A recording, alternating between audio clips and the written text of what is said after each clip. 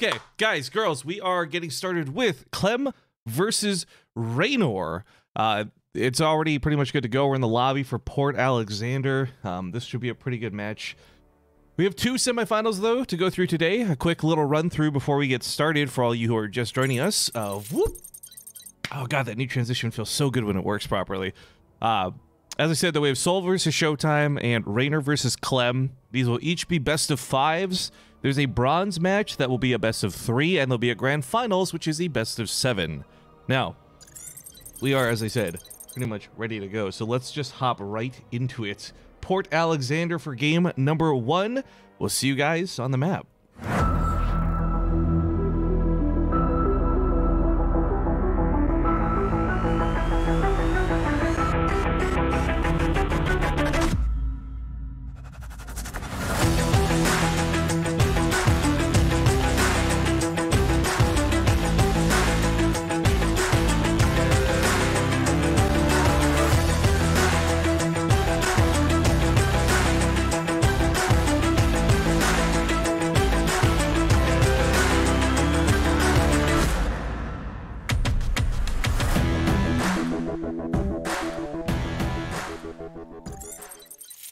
Cards on the table, guys. I'm a bit of a hot mess this morning. So there might be a couple of bumps here to the start of the stream, but oh, we got some love kicking things off today. Thank you, Zully3, for the 4-month resub. A Magic Monkey for 48 months is BaseTradeTV for the win. Beyond with that Beyond Massive host.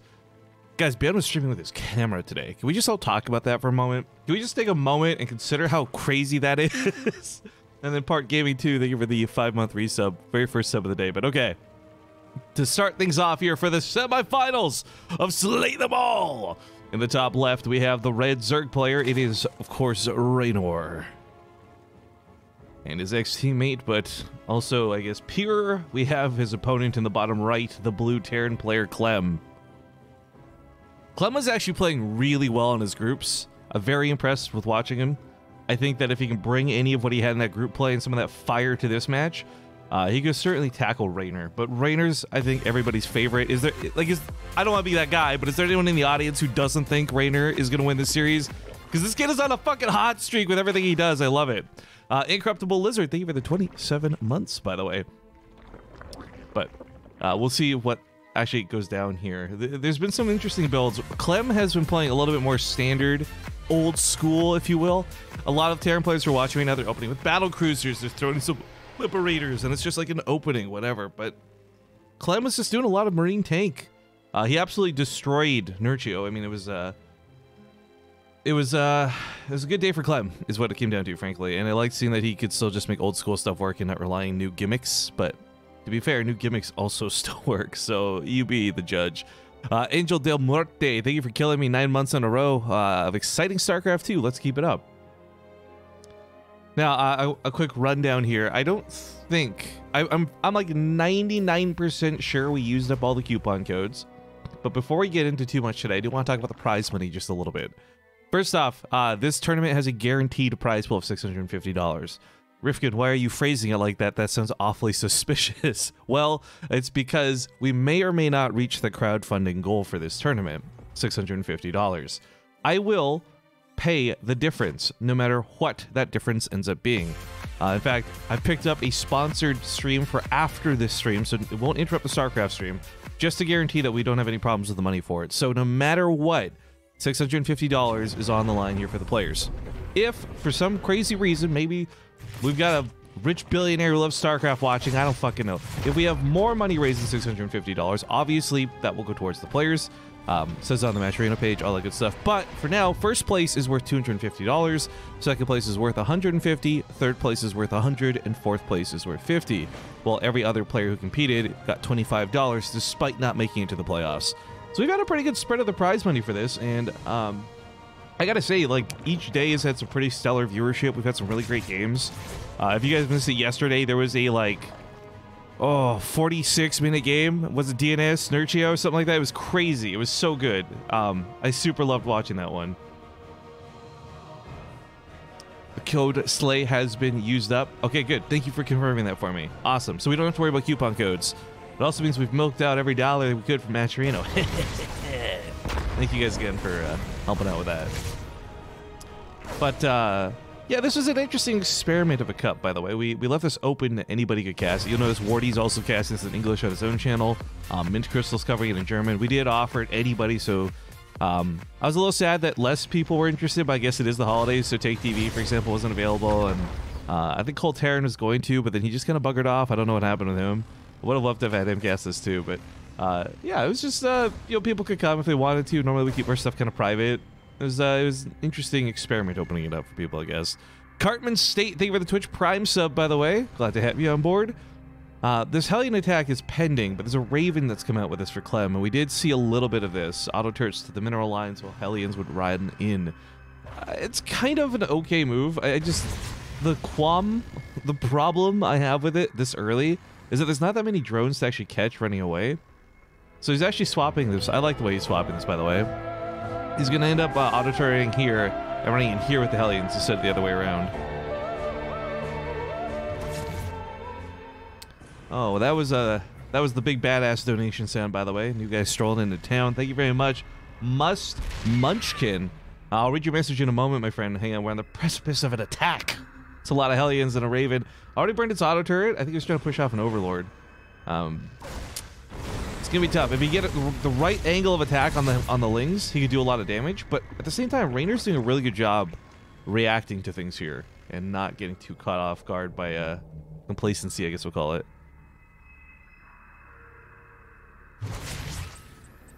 What is this YouTube type style thing? I upload every 2 days. This is Twitch, bro. It's not YouTube. Get out of here. Thanks for stopping by. I don't mean to self-promote, but here's a self-promotion. You know the thing that's funny too is if he had just asked if he could link something, I would have said yeah. I would have said yeah with no problem. I don't know why people don't do that. But okay.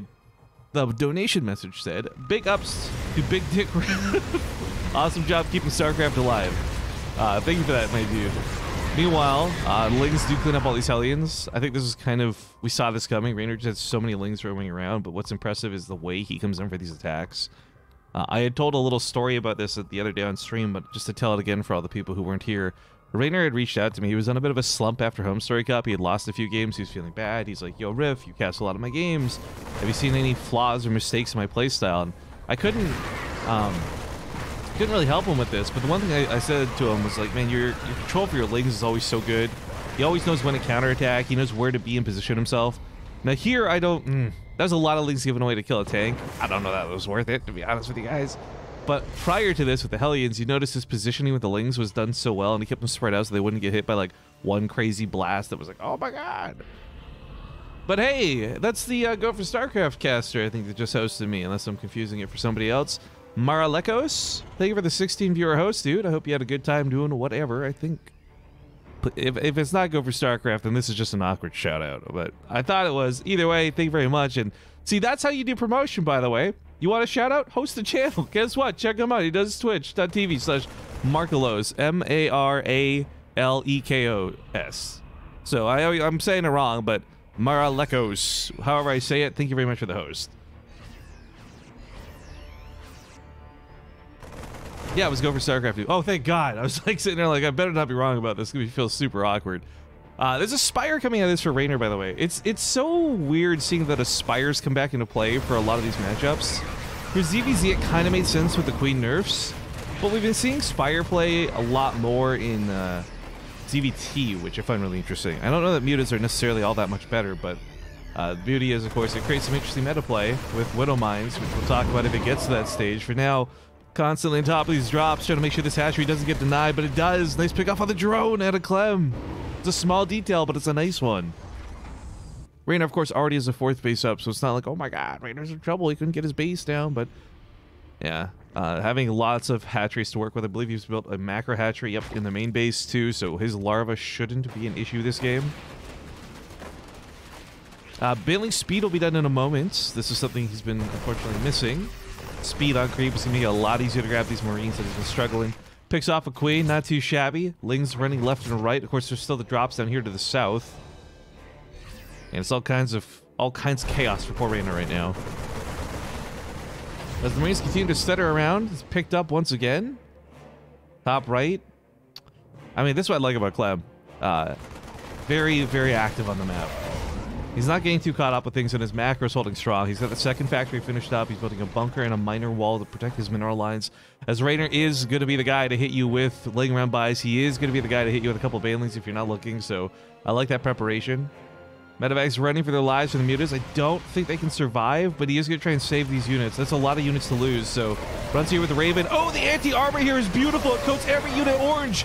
Rainer can't take this fight. He realizes it too, and, well, Clem made the most of that situation. That would have been 2 dead medevacs for most other players. So very well done. Quick reaction, and I just realized I think they changed the animation of the anti-armor missile. BaseTradeTV, it's not that mutas are worse. I think it's that Thors aren't as good. Oh, Thors are definitely garbage now. We'll talk about that in a moment. Nevilor27, thank you for the Twitch Prime sub. Oh, by the way, before I totally forget about today, guys, for those who are tuning in from Beyond Stream or maybe from the front page, we have a lot of skin codes I'll be giving away over the broadcast, so keep an eye out for that.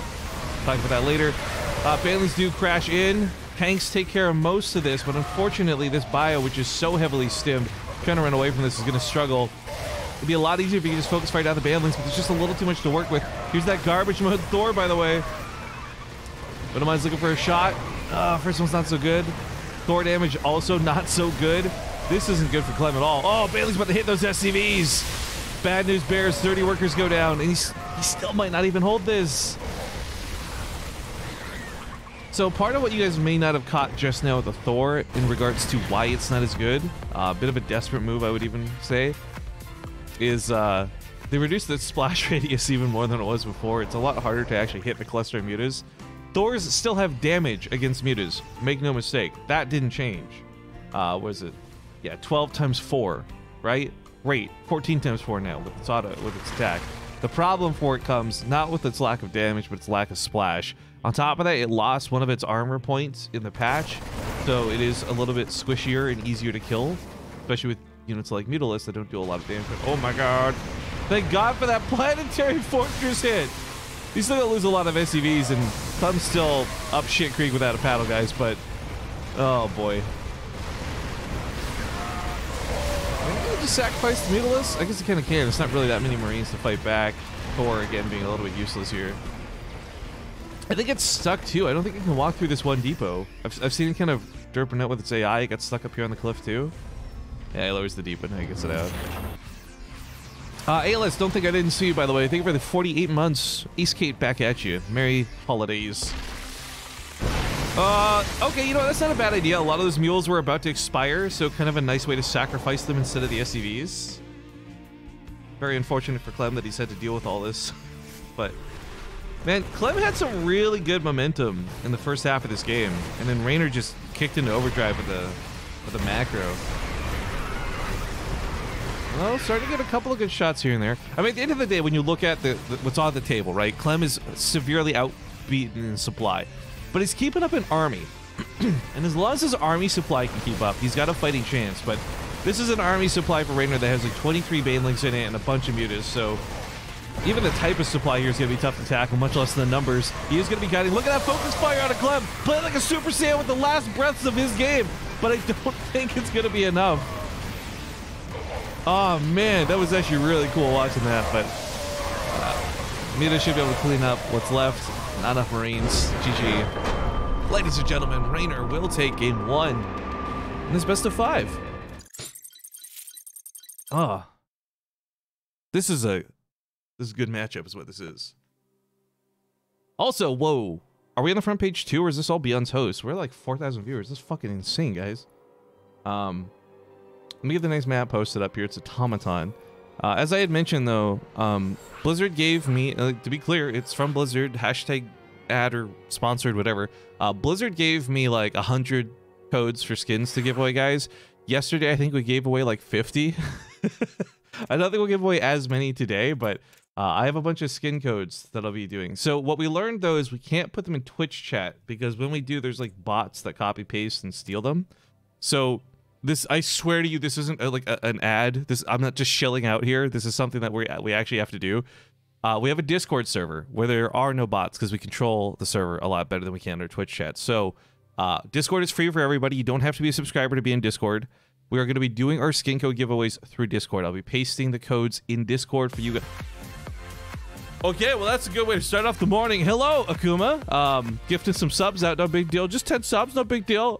Tank the Lurker, Danceable, Shiori, T-Man, 1973, Sweet Pwez, Window 8, KHS, Osivu, to one and only, haha, Soul Cannon, and Sertronic just got subbed. But as I was saying, guys, our Discord server is free for anyone. ! Discord in the chat to get a link. And I'll be pasting some of the skin codes throughout the day. So if you didn't get your skins from the last war chest, you want a Simulant Ultralisk, stuff like that, those are what we'll be giving away and free for you to claim. So after this first best of 5, we'll probably do our first, it is a first come, first serve giveaway type thing. But guys, let's hop into Automaton. The players are ready. It's game number 2.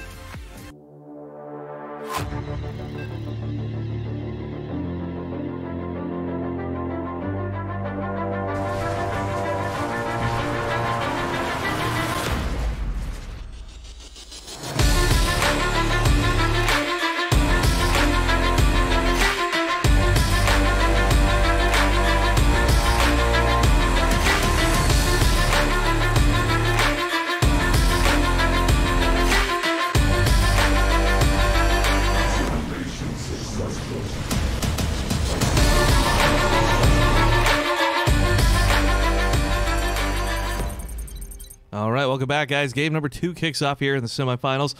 Yo, BaseTradeTV, this new in-between overlay is sick. Oh, dude, I know, right? I'm so happy. I feel like I got a makeover, but it's for stream. I spent a lot of time working on this over the last couple days. I still have to fix a couple things with it, but I think it was like day 1 of this tournament, so 2 days ago, we raised $25 so I could buy the stream package, and I've just been having so much fun tweaking it, playing with it, customizing it, so... I'm really glad to see you guys like it, because I think it looks fantastic. It might be the best looking overlay we've had to date. But all right, let's hop in a game. I get the score up to date because it is unfortunately not his game for number 1, but maybe it will be for game number 2. In the bottom left, we have Exceeds Clem.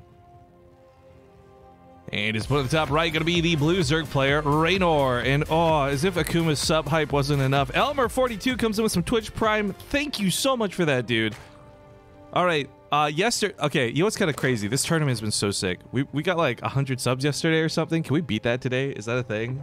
Actually, probably not, because there's a lot of gifted subs. But yo, I'm gonna have my hopes up, okay? Because we've had a great time leading into Christmas. But as far as this goes, someone's like, what is this? This is StarCraft 2, my friend. And whether you're familiar with it or not, this is a tournament we're hosting in StarCraft 2. Some of the best players in Europe that were available to play. To be honest, this roster we had for the tournament was so sick. If only Euthermal wasn't in Korea and Cyril was more active playing the game, we could have had just like the absolute like best version of what WCS had to present. But we still like, I'm kind of hoping here, I'm gonna be a little selfish, guys. I'm really hoping and praying for a Raynor versus Showtime Grand Finals. I don't know about you guys. I'm just glad the bracket worked out in such a way that that's a possibility. Because for those who didn't follow the tournament too closely, or you're just tuning in today for the first time, this entire round of 8 prior to this was seeded via a free-for-all. I'm not kidding. We had a free-for-all battle between the pros. If you missed it, it's up on our YouTube later today, I think. But we had a free-for-all battle with the pros to decide who would fight against who. It was pretty fun. Also, quick little shout-out to the new War Chest skins. We have Clem rocking it. This barracks looks legit. Dude, this is some, like, Tron stuff. It looks super cool. I was really looking forward to the building skins. I wasn't quite sure how they'd look in game, but so far not disappointed. Now, to be clear, guys, I'm not paid by Blizzard to sell you the war chest, nor am I trying to get you to buy a war chest for those cool new building skins. But if you are going to buy a war chest, or you do want to buy those building skins, I would plead and applaud and beg if you could use our affiliate link. You just type an ! war chest or scroll below the stream. Because I will get a small percentage of the sale from that, and any money we make from the war chest, which, let's be honest, guys, at the end of the day, it's probably gonna be like 20 or 40 bucks. I'm not looking for much, but any money we make from the war chest, I'm just gonna put towards the prize pool for BTSL Season 3. But we did get some subs. Sorry, I went on a bit of a chat and a bit of a talk there as we were watching the Reaper dance around. It says to be blocking at the hatchery, real nice. Like, IGT Shapes hosted us. Thank you for that. Terra Knight comes in with a brand new sub, and All Hate No Cattle subs with Prime. Elmer 42, I think I got as well, but just shout out to be safe. Thank you so much, guys. I mean, even the engineering bay looks cool, and it's only like a 1% build. Whoa. Okay, well that's some hype there. That was Lumberjack coming with 1,000 frosty little bits, and you remembered to hashtag charity. Good on you, man. Just hoping for another game to go long like Nurture DNS yesterday. I know, dude. That 46-minute game was sick. Because it wasn't even just stalemate where players are being really boring and doing nothing for 30 minutes. Like, that was an action-packed 46-minute. Well, it was like a good 8 minutes of no action towards the end. But it was mostly an action-packed game. It was sick. I'm glad you liked it. But okay, it's the Reapers and Hellions here. Probably will eventually get cleaned up by these Lings. After all, it's Raynor. He's also done something that he has been doing pretty consistently in most other matchups, and that's constantly going for faster Overlord speed. I am a big fan and a huge advocate of this. A laser would do this for a while too, when a laser is just like at his tippy-top peak of play. And I think it's a really effective way to scout. It guarantees you actually get in there to see what you want to see, but it also means you might get that Overlord out alive. It's such a not inexpensive investment. Not inexpensive, but it is an inexpensive investment. I really like that he goes for it. User 65118, thank you for gifting the sub to Johnny Croat. I hope you're having some good holidays, man. I know yesterday you sounded like you're pretty bored, but Wall's up here, and he's gonna have that command center for his third, which is nice. It's not too fast of a third CC, so it's nothing too risky. The Ravens got energy still for possibly 2 auto turrets. Auto turrets are pretty good against queens in their current iteration. This transfuse is a little bit weaker. 2 auto turrets could take on these 3 queens.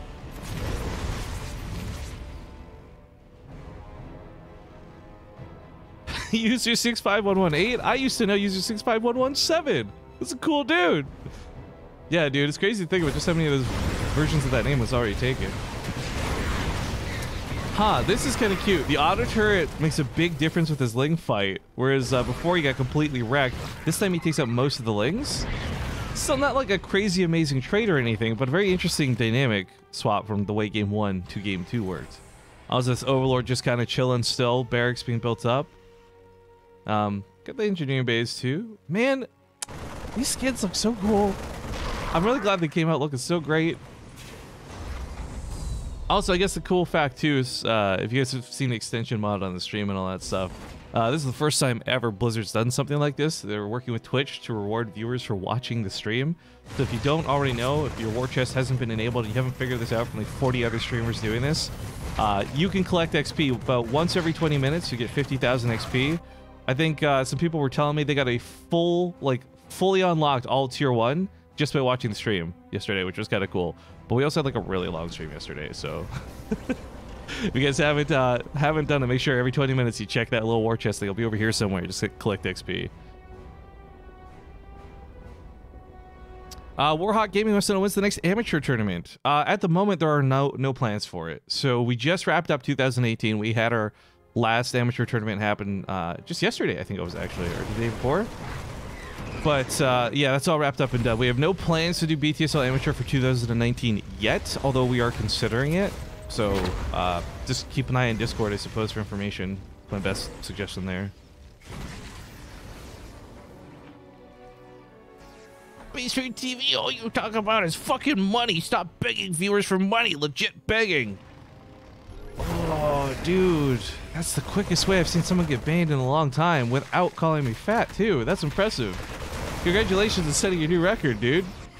Hold that gold medal with you while you cry yourself to sleep later tonight. All right, 1-1's finishing up here in just a moment for Clem. That means his bio's gonna have some nice power. This is some cool positioning he's taking, too, with the siege tanks. I say cool, but it's cool for the Terra, not so much for the Zerg. Luckily, it's not in range of the hatchery, but it still creates this area where just there's no way Raynor can get in this zone to fight. The siege tanks will be able to shoot about that radius. Yep. Hell, a scan to clean up the tumors would clean up a lot. But oh, on the other side of the map, that Ling attack, the counter is actually looking pretty good.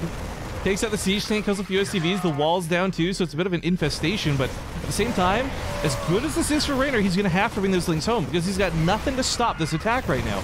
The Queens are having a hard time dealing with the siege tanks. We got a Hellbat covering the backside. It picks up here, gets a little bit dicey, and this is the beauty of it. You just gotta bait him into the siege tank range. And it's these Lynx trying to flank from behind. There's, like I said, Hellbats and Marines to cover this. So one tank goes down. Oh, man. Actually, Transfuse is pretty freaking good, I gotta say. But he does take out the siege tanks. Raynor gets out of 1 health on this queen. 1 health on this queen. Yikes. Oh. All right. Raynor holds. His supply is okay. He's moved to Hydras this game, which is a very, very different play style than we usually see him play. I've got no problems with it, but oh god. Hydras painted with anti-armor is not something they want to fight against when it comes to Marines. Look at this. Everything's just going to melt. The few Banelings that are here, he focuses down. Clem looking so good here in game 2. Most of the Hydras are gone. A lot of the supplies and Lings. A lot of it's in reinforcements that are still on the way. One Hellbat on the small side. He's going to die too. Rest in peace, buddy. But that was a pretty good trade for Clem. Look at the resources lost. Hydras, I think, in high enough number are fine. Like, Ling Hydra is not the problem with the composition. It's the fact that it's the time at which you got caught, right? This was like, what, 12 Hydras or something that were made? 16? It wasn't really enough to take that fight properly. Not to mention the beauty that was the anti-armor missile paired up with it, but... I see Shank getting some more good shots off. This positioning is super obnoxious for Clem. Well, I guess more it's super obnoxious for Raynor to deal with, because it's obnoxiously handled by Clem. Either way here, any trades he gets from this are just great. Tank's a little bit too close to the ledge, so he wants to pick it up! Oh, I couldn't quite do it. Reinforcements, of course, streaming across the map. He's got more siege tanks where that came from. Is he on? Yeah, he's on 2 factory production, which is great. So, oh no! Well, okay, there we go. A little delayed there with the fuse, if you will, but 14 SCVs and a couple mules go down. That's gonna sting and that's gonna leave a mark. But at the same time, Clem's like, fine, you want to kill a couple of stupid SCVs? I'll kill your stupid hatchery instead. Although he's French, so he's probably like, fouchou. I can't speak French, guys, gonna be honest. That was really terrible. Attempt to mock the French accent. Je ne sais quoi. This positioning here behind the mineral line is actually pretty key. This is going to choke the Lings in and line the tank to shoot fish in a barrel, so to speak. Banelings come in. That's a lot of Banelings, but if you can pull them off a crate, Clem can certainly pull off this fight. Look at him continue to run back. Split, boy, split! No, he just goes for the focus fire instead! His tanks go down, but all the Banelings are removed from play. And these Marines, if he scans ahead and confirms there's no additional Banelings, he could just move in here, no problem. But Clem's going to be a little bit careful about this, so he's taking his time. He's cleaning up creep. This does give time for the Banelings to finish, which is a little unfortunate for him. Oh no! Rest in peace. Gets the auto turret off. I don't know how. That's pretty good, actually. Trying to pop off these Banelings. Oh god. Things getting off a creep are really stressful for Raynor at this point. He's not controlling this game. He is barely trading these out, and every time they trade, it's getting better and better for Clem, cost efficiency wise. 222 Zerglings have died. Oh my goodness. So much of that was to those siege tanks. You know, I wish I had clicked those siege tanks to highlight how many kills each of them had before they died. Like, this guy here's new, so he doesn't count, but I'm talking about by the gold mineral lines, of course. I love this version of StarCraft 2. This is so exciting to me. My only wish would be as Widow Mines instead of tanks. I think they're even crazier and more fun to watch, but... Oh no! Clem finally gets hit! It's about time! Raynor, of course, had not been able to land any really successful Baneling hits for pretty much the entire duration of this war, so it's about time he got something going for him. The planetary came to the bottom. No, it's another orbital. Oh, interesting. I don't have a problem with 4 orbitals. We've actually seen some of the Koreans start taking more orbital command centers over planetary fortresses, and part of this is just because you can lift it off to save it. But you do lose that that giant gun on top of the base.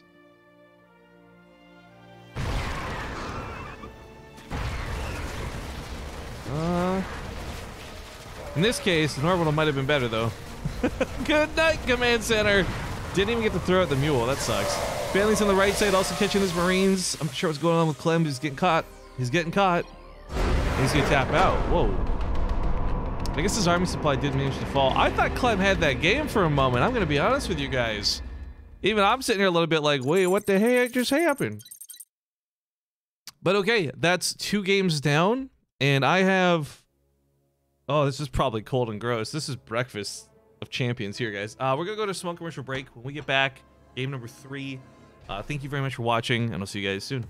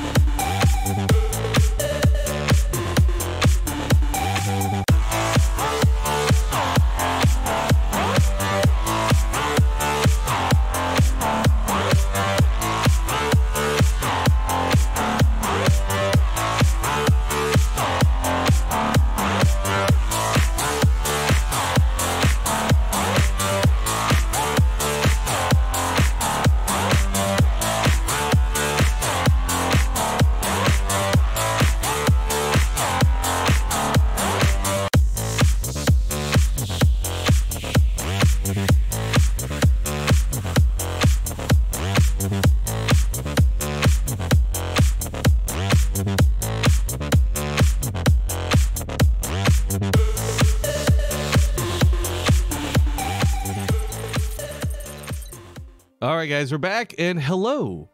Welcome, one and all. Some people are coming in for the front page. I have, during the commercial break, managed to find a hat so I feel less self-conscious about my nappy-ass hair, but we are getting into Blue Shift for Game 3. Now, if you're just joining us, Rainer does lead 2-0 at the moment. Ravel says, I love the new overlay. I'm so glad you love the new overlay. This is what I imagine when, like, a cute girl gets a haircut and all of her friends saw how good she looks. That's how I'm fucking feeling right now. I'm so glad you guys like the overlay. Because for those who don't know, this isn't the color the overlay actually comes in. I had to do like a lot of tweaking with this to make it work. But I think it looks pretty fantastic. So I'm glad you guys are enjoying it too. But I've been working a little bit extra hard on stream this season. You guys noticed with the map intros, I've stepped it up a notch. And then for this bracket scene, which isn't updating right now, I was going to show you guys these really cool brackets. But we might just be better off getting into game because Photoshop is being stupid right now. Why don't you just export? It's a PNG. Just do it. All right. Well, plays are ready. Let's just hop into Blue Shift. I'll deal with the brackets afterwards. We'll see you guys in game.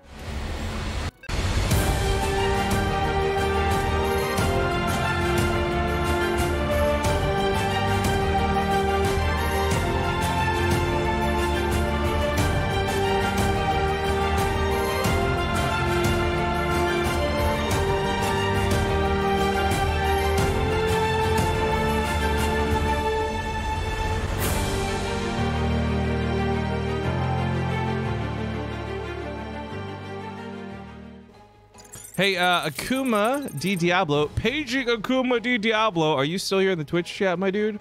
I'll tell you what, I want to do something because you gave away 10 subscriber dues. I want to give away a couple of skin codes to the people, to the public. So would you do me a favor if you're tuning in still? Let me know which skin codes you'd like me to give away, which 3 units, 1 from each race, ideally. But guys, before we do that, spawning here on the top right, he's gone for some Raxes. He's gonna proxy. It's Clem. And of course, his opponent, to be on the soon receiving end of said proxy, is the Blue Zerg player, Raynor. Now, this is a mighty risky thing for Clem to be doing on his possibly, well, no, not possibly, but on his last life. It's possibly his last game, but then I remembered that we have a bronze place match too, so he will still come back a little bit later, regardless of how good or bad this goes. But I don't know, man. I've seen proxy Raxes work against Raynor in the past, but he's typically pretty good at looking out for these things, and in fact, this Overlord is set to scout this, so this isn't something that will go unseen. Raynor will know this is coming, so it's a matter of how does he react to it. Now, for those unfamiliar about the dynamic of cheese here, the 3 racks version of this really prompts spine crawlers for the defense. The 2 racks version, you can just pull drones, and usually it's fine. But the key thing is scouting what it is so you know which of those 2 reactions you do. You don't want to underreact and you don't want to overreact. You want to handle this perfectly. So I think Raynor, yep, pull first. He's already got links coming out. Hatchery's going to be done. There's no chance to get a bunker up. I think Clem might just be dead, boys. I think Clem might just be dead. Starts up a spine crawler too. I like that he's not taking any risks with this. This is a pretty much like done deal. Now, I've actually seen Clem micro this so well against other players who are less good than Raynor, but I've seen these 2 Marines and these 2 SCVs actually kill the first 6 lings, and all 4 units survived.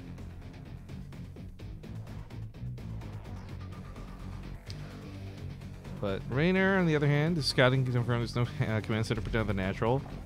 The bunker's a little further back, but if this bunker goes down and it can cover the other one, it's not so bad. But the spine crawler already coming out, there's like a 0 chance that he finishes this bunker. The SCV gets picked off too. He wants to kite into the lings. He's trying to kite away from the queen, but I hate to say it, guys, it's a done deal. GG. Ladies and gentlemen, Raynor will be the player that moves on to the finals. A little bit of a disappointing final game, I'd say, considering how back and forth I feel the first 2 games were, but it was a risk Clem was willing to take. Very unfortunate that it just didn't work out for him. However, this is really cool because now we have like the possibly perfect balance aspect to a tournament, and some people out there won't care much for this, but I really do. Where we had 2 Terrans. It's so funny. Each of the group stages had 2 Zergs or 2 Protosses and only 1 Terran. Yet it was 2 Terrans that made it through to the semifinals. And in this case, with one of them already dying, it guarantees a Zerg in the finals with either Protoss or Terran against it.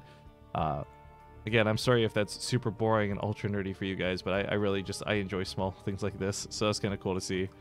But let me go update those brackets and see if they'll export this time. So Rainer moves on. Not elimination. Finals, there we go. Clem will fall. Oh, it feels really awkward when Clem's name's already here from the last time I updated this. Because Clem did have to fight his way out of the group last time, but... Alright. This time, will it export? Does anyone know why Photoshop isn't... Oh, it's making me so angry. It's so angry right now. Every time I try to export it, it just stalls out and does nothing. Wardy just sent me a message, by the way, I want to share with you guys. He says, I'm sick of casting your tournaments with these 3-minute games. Can you please work to provide better quality games? Thanks. Showtime and Soul. Coming up next. You guys do vetoes yet? Alright guys, we'll get this going with Showtime and Soul in a moment. I'm not gonna play actual commercials, just here's some funny videos for while we are waiting.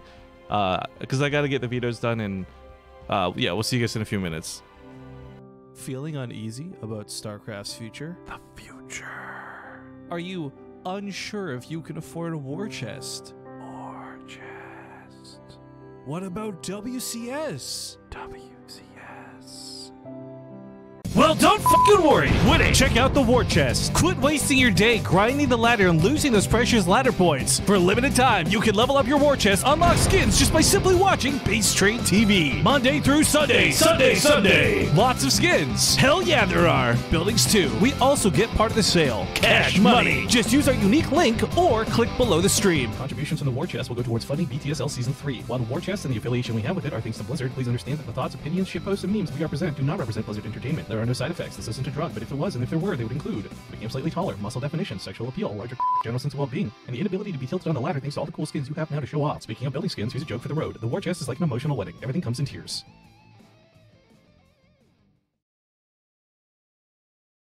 Oh shit, here we go. Ladies and gentlemen, 3, 2, 1! That's what I really love about the way he bopped and weaved the medevac. He knew that would be the main attraction. He knew that'd be the big target. So it kind of like forced the stalkers to stay in range of the cyclones. Oh my god. Cyclone! Okay, he's gonna lose maybe one more marine there. The cyclone is finally here to save the day. Nice micro. Keeps us talking alive. Oh, so sick! Oh, that was so sick! It's literally energy, though. Energy on the oracles, energy on the shield battery. Where stats is 1 probe? That's what I want. Wait. Oh my god. Are you real? Oracles are so good. Oh my god. Are you fucking kidding me? Why did David freaking kill? Right? Well, hold up. No, just think you did. Were the oracles out of juice? GG. Oh my god, what Patience was supposed to win? What? Also, look at this. It's the only time we're gonna see a Terran symbol. You get a good point. Oh! Brilliant, actually. It's pretty much, yeah, I think this should have been obvious, I think. Once 3-3 kicks in, he might have an easier time, but the fact that there's constant backstab here is just going to be so good. Oh, man! Like, actually taking these engagements, keeping his cool for the most part while everything was going sideways. You're like getting about. Oh, I tried to trap the ultras with the tools so they could get him with the liberators. That was so cool! GG! The only other person I've seen do that was Impact. I've still got the hatchery selected. I'm watching Impact's vision right now. Sees it. He's there long enough. How does he not see it? Oh my god, guys, it's going down. What? Wait, is that you or is that him? No, I moved back. That's me. I moved back. Damn Sorry. it. No, it's gonna die. It's gonna die. It's 30. seriously gonna die. The 20. drone took 10 minutes and it killed it. Oh my god, it is going down! No! What else?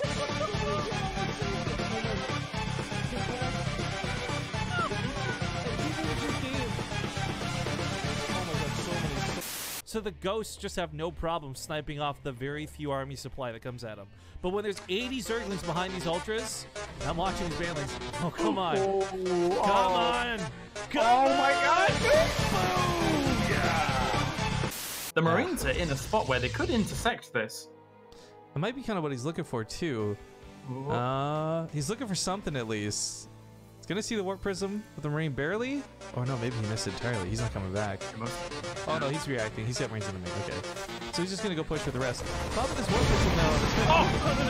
This is an explosive. All right, I got to cut the clip show a little bit short, guys, so I can awkwardly mute this for a moment and just take a recording for Twitter.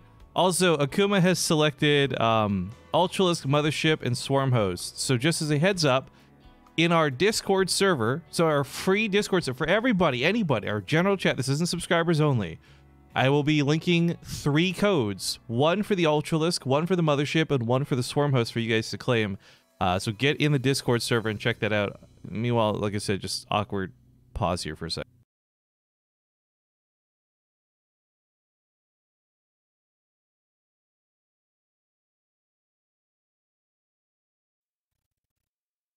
Okay, great. Perfect. Excellent. Well done. Good job, guys. We did it. Okay, so I just have to tweet this really quick. Once I've tweeted, we'll get the game going. We are in the lobby for Cerulean Fall. It is now Soul versus Showtime, so it is going to be a TVP for those who are unfamiliar with the matchup. And I got to be honest, Soul, this is one of those games today where, how do I phrase it? Soul is a player who on his good day could beat Showtime. On his worst day, doesn't stand a fucking chance against Showtime. But next up, Showtime, Soul. All right. You guys could do me a favor and hit that retweet button. I'd much appreciate it.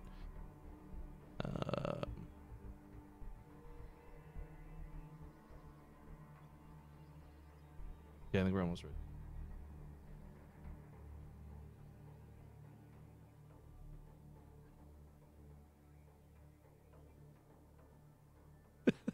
Okay, you guys ready?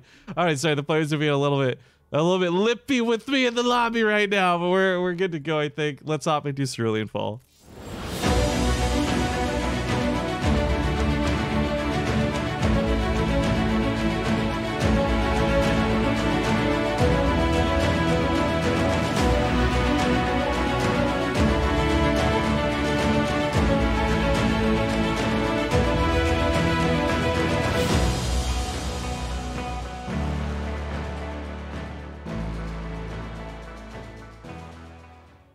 All right, so someone's asking in Discord before I paste the other 2 codes. I've already pasted the Ultralisk one out.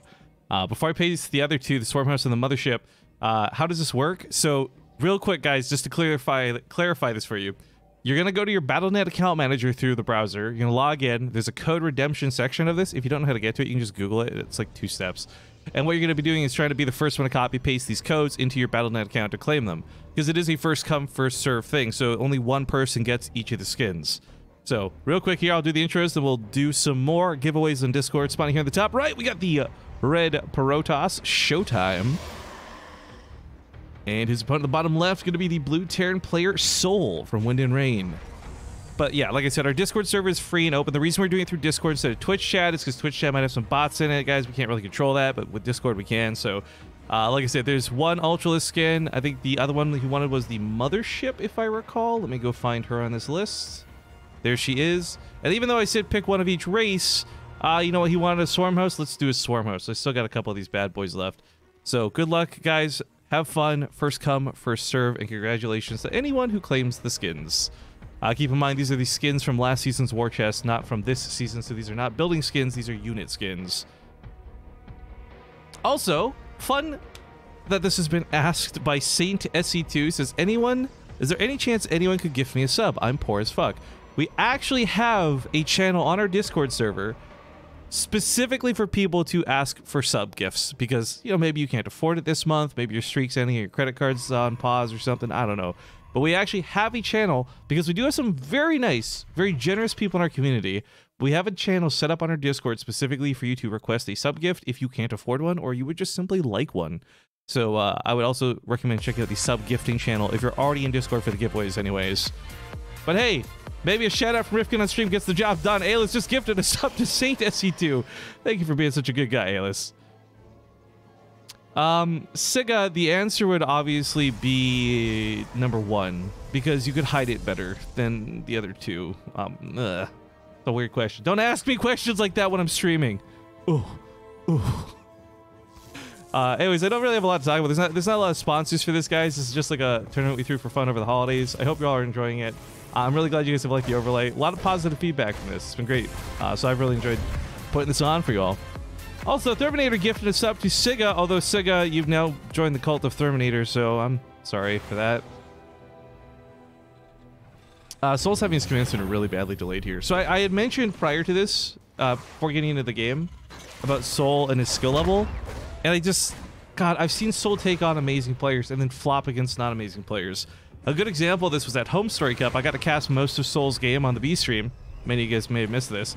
But at the start of the day, Soul defeated Sue, which was great. And it was like a really good series too. It wasn't just like, oh, Sue through the games, right? And I'm like, great, Soul's actually set now because the rest of the players in his group are all Zerg. He'll win his group and he'll surprise everybody and finally show the world just how good he is at StarCraft, right? Because all the European pros know about Soul, but maybe the fans, because he's not really like a main stage name. But then he proceeded to lose against all the other Zergs. And he claims it's because he had a stomach ache, which in fairness, he did go out to get food before he started losing his games. I don't know. But the point is, Soul's a guy who bounces around. He can beat some of the top class players in the world and then flop the next moment.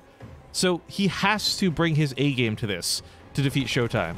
Because if you guys haven't been following Showtime in all the other tournaments right now, whether it's Go for StarCraft 2, Wardy's tournaments, you name it, Showtime is like not only not losing, he's not dropping maps. Like the guy is actually ridiculous right now.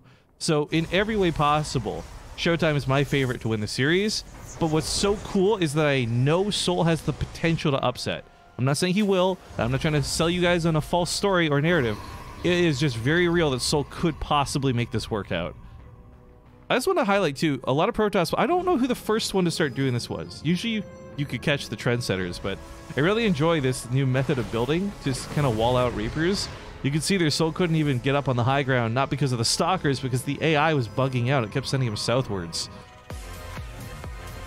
Oh, Kentorai, thank you very much for the 2-month sub. Soul just won 3-0 Go for StarCraft 2, so he's on a roll at the moment. Yeah, so that was a bit of a problem for today, by the way, and I'm going to go on the record, guys. I will give Soul a warning. I didn't want to do it before he played because I didn't want to tilt him or anything, but we have some pretty important details about not playing in 2 tournaments at the same time, and Soul was supposed to play versus Showtime first today, and then Soul chose to play Go for StarCraft. It's €100 if he wins, which he did, so hey, cool, worth it, I guess.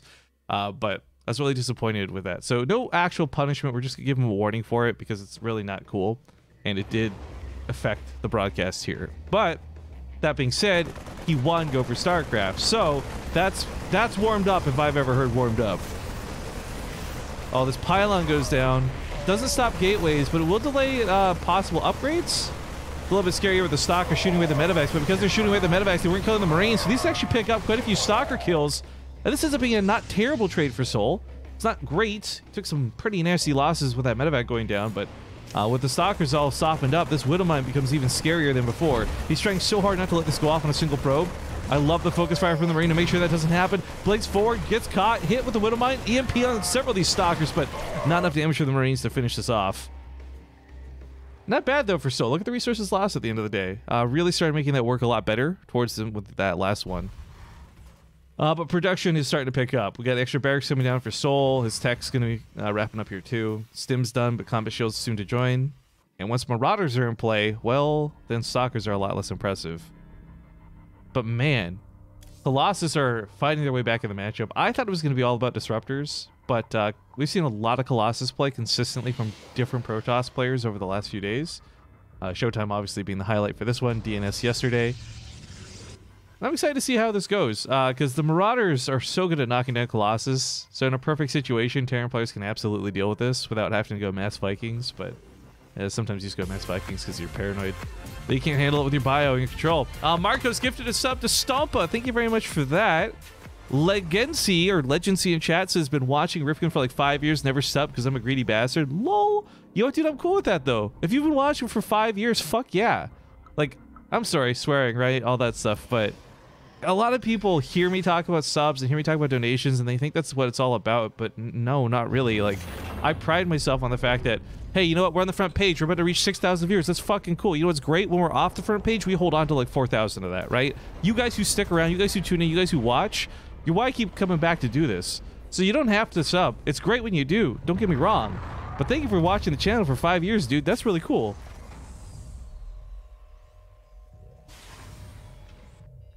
Alright, Soul's got a Marine in the middle of the map, bit of scouting. Showtime's actually got really good scouting spread out right now. Pylons are coming around in weird places. Not for proxies, not for warp-ins. Honestly, probably just for scouting, so you can see the angle of attacks from medevacs, units that have to walk up and down these ramps. He's got observers covering the difference of the two. I love this scouting spread out of Showtime. This is really good. Sure, the 11 says I've been watching for 5 years or so too. Favorite channel, no lie. Aw, you guys. You suck it up to me right now, and it's working. I love it. Thank you. Alright, this is going to be a tight fight. 3 Colossus might be a little bit much, but I love the spread. There's a couple Liberators out too. You don't normally see Liberators come out this quick versus Protoss. So this is kind of going to work out for Soul for now, but also showing the Liberators this early will prompt a quicker response. Oh, you guys who are doing watch time, you need to do the follow age, man. Oh, the Widowmine. The Widowmine drag and drop was kind of a cool move, but they get killed so quickly by Colossus. Ultimately, it picks off a sentry. Hey, it's not too bad, I guess. What you could really use is a scan, though. A scan right now to reveal the observer. Because right now, the reason Showtime's having no problem engaging this is because he sees it coming. Like, he has full vision of Soul, and I don't believe Soul has any clue about it. Oh man, when I tell you guys to do follow age, I always forget that it ends up being really spammy because everybody gets really curious about their follow age. Ugh. I guess that's one way to keep chat clear.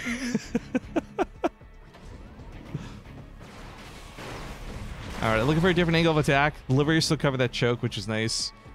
Obviously, if Zealots soak the shots, it's the best case scenario here for Showtime. You wouldn't mind losing a couple of those instead of a Stalker, so you can take out said Liberator. A small hole in the defense. A couple SCVs have been pulled with this. I don't know about this, though. This is a really questionable way to attack at a Soul. I don't mind that he's pulled some of the boys. That's not the problem here. Actually, pulling a lot of SCVs was a great way to soak up Colossus fire in the past, but, like, that's such an awkwardly low amount of them. Like, he pulled, what, like 7 or 8 workers? Oh, look at the laser beams going down. Boom, boom, boom. The Stalker's blinking to deal with the Liberators. There's not enough cover on the ground. GG's get called. Showtime will walk away victorious. Game number 1. Not really too sure what happened towards the end of that game there for Soul. But feeling desperate, pushing in. I don't know. The bot's getting it wrong. Yeah, so you guys are doing the bot stuff, Johnny. I think the bot bases it off of how long the bot has been active. If you've been here for more than, was it 2 years? However long that the bot's been on. I think you have to use a different site or command or something to look that up. Thank you guys very much for the sub. I'll get that in a sec. I gotta get the map posted for Blue Shift for map 2. Perkins, JW, thank you for the Twitch Prime sub. I have been watching this stream for 17 years. You're doing a good job.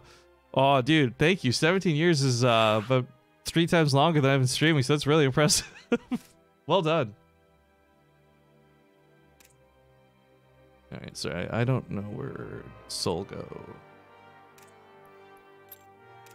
Oh, by the way, too, all these new people who are either subbing or getting gifted subs and all that good stuff, do remind you guys that while we're doing a lot of free giveaways in Discord, we do have a sub-only channel. We'll be doing some giveaways in the sub-only channel as well, but also that's where we post replay packs from tournaments. So if you want replays from any of the games, you want to cast this up on your own YouTube channel, you want to just study the games, whatever your flavor of fancy may be, you can get all those through either Patreon, which, by the way, is $1 cheaper than subscribing on Twitch, or just by subscribing on Twitch, you get access to all this stuff. So make sure to get all your benefits, but let's hop into Blue Shift. See you guys for game number 2.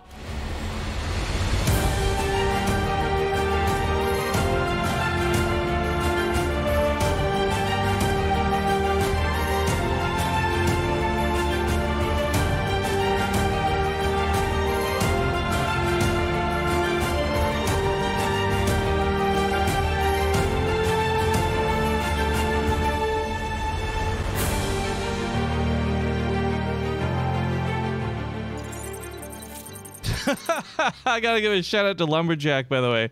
I didn't catch this, by the way. Thank you so much for the 25 bucks you put into the prize pool of this tournament. So not a donation to me, but a prize pool contribution. Thanks for the great StarCraft 2 tournament over the holiday weekend. I got absolutely nothing done. I'm glad I could contribute to your laziness, dude. And thank you for adding 25 bucks to the prize pool. If you guys are feeling oh so generous, that Match Reno link, we've used up all the coupon codes at this point. Yay! So only real donations will work. But if you guys are feeling so generous, remember prize money goes towards the players. But I will cover the difference no matter what. Players are guaranteed $650 at the end of the day, so none of you have to donate anything. It just offsets how much I'm paying really at the end of the day. But ladies and gentlemen, it's a $650 prize pool. There's a lot of money for this tournament. We gave 25 bucks minimum to anybody who played. And then, of course, on top of that, there's the actual prize for first, second, third, and fourth, which we'll talk about in a moment. But before we do, in the bottom left, we have the red Protoss player up 1-0. We have Showtime, and he's very notably looking for proxies. To the top right, we have the blue Terran player, Soul. Now, what's really tough, I think, is Soul is a very late game player. He's one of these guys where if this was a no-rush 20 minutes tournament, Soul would probably be the guy who comes out ahead.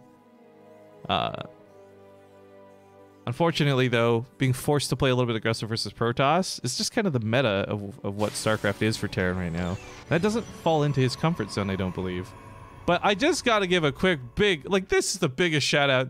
We've had better viewership every day. Wardy currently has about 1.2k viewers. We've just crested over 6k, which means this is a total peak of like a little over 7,000 viewers for the semifinals. That feels pretty cool, dude, for like a small tournament like this for the holidays. So everyone who's tuning in right now, seriously, give yourselves a pat on the back. This is awesome. This is such a small scale tournament with just really great players. But hey, do me a favor. This is where I get a little greedy. I'm not asking for your sub, but if you aren't following the channel, I hope you consider hitting that follow button. If you're coming in from the front page, you're discovering StarCraft for the first time, or you're rewatching it after years of not watching it. I do StarCraft tournaments frequently. I'm not WCS. I don't pop up once every 3 months. Like, I'm here almost every day that I can be, so I'd love to have you guys come back and join me for some more StarCraft 2 in the future.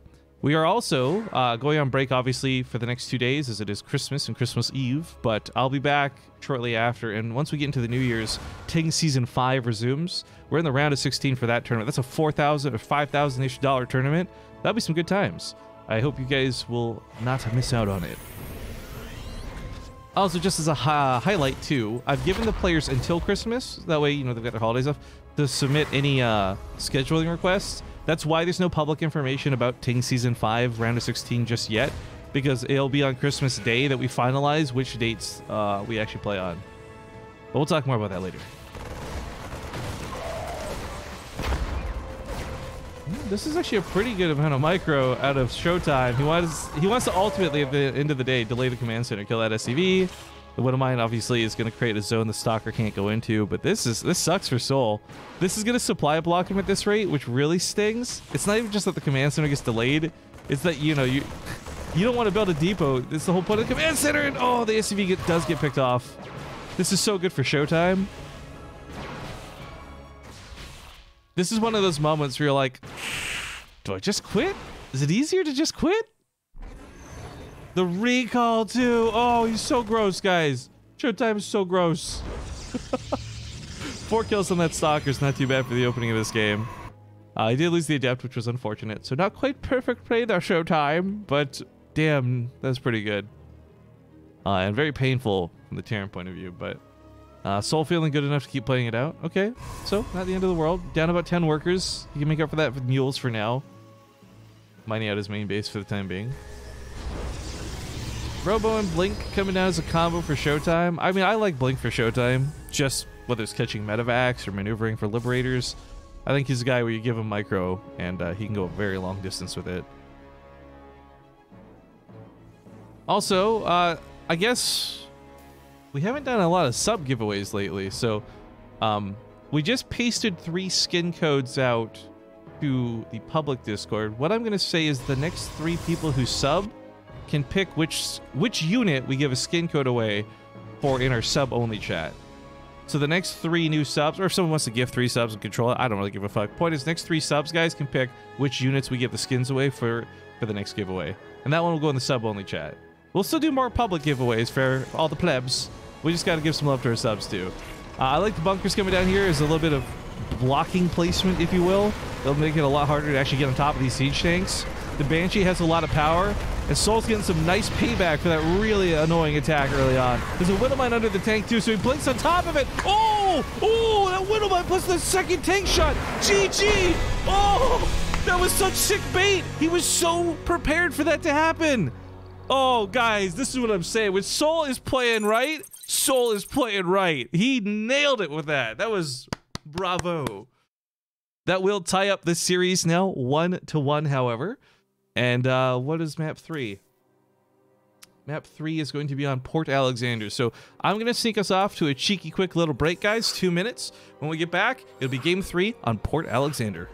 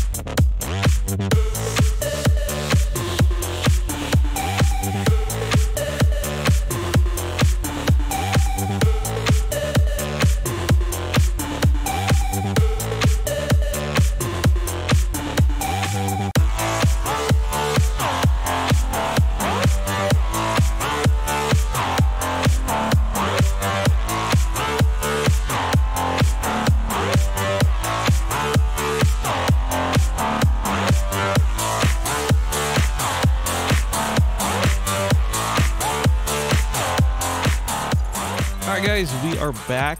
I got a quick little thing. We just got 3 gifted subs here during the break. Thanks to TJ Kerman, gifting 3 subs out to Jun2143415, Kept Nut, and negative OTY something something. Kerman, TJ Kerman, if you're in the chat, pick your 3 favorite StarCraft units. I have a skin for literally every unit in the game. Pick your 3 favorite units. I'm gonna go give away those skin codes to people in the subscriber-only Discord. But while you think about that, the players are ready. So TJ Kerman, again, just let me know which three units are your favorite in StarCraft 2. And I'll give away skins for those. But let's hop into Port Alexander. See you guys in game.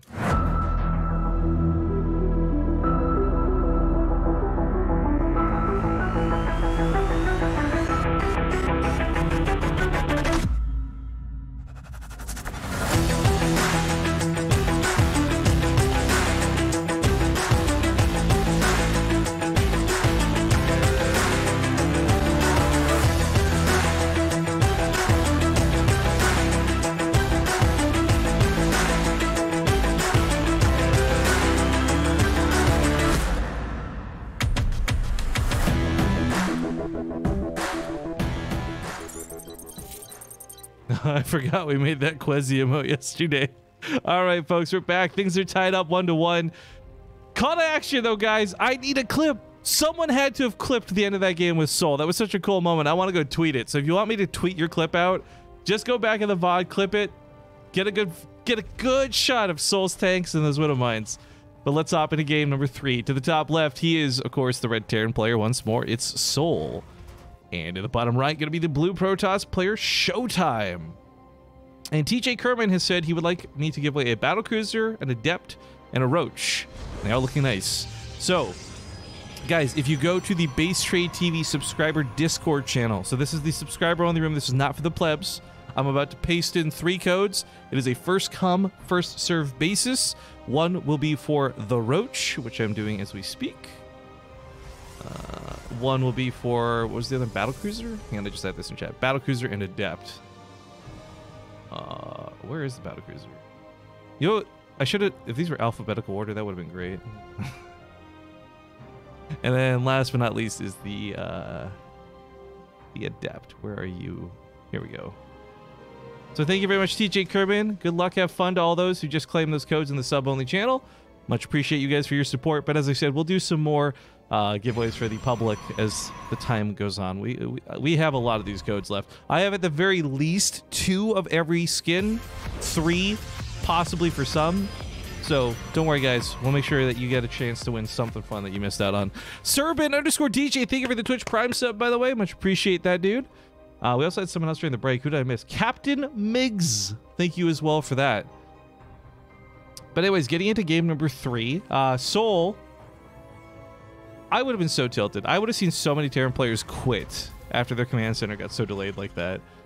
And Showtime, man, I can't believe he fell for such a simple trap. And it's not like it was obvious, but it's so clear that when you've got siege tanks, stalkers are typically going to blink on them to get into their dead zone so they can't be shot.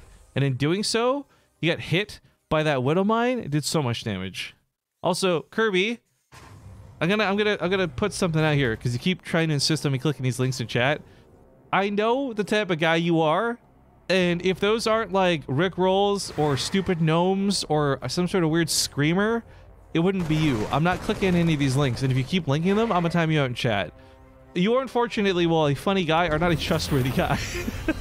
So I will not be clicking your links, sir. Quit pasting them.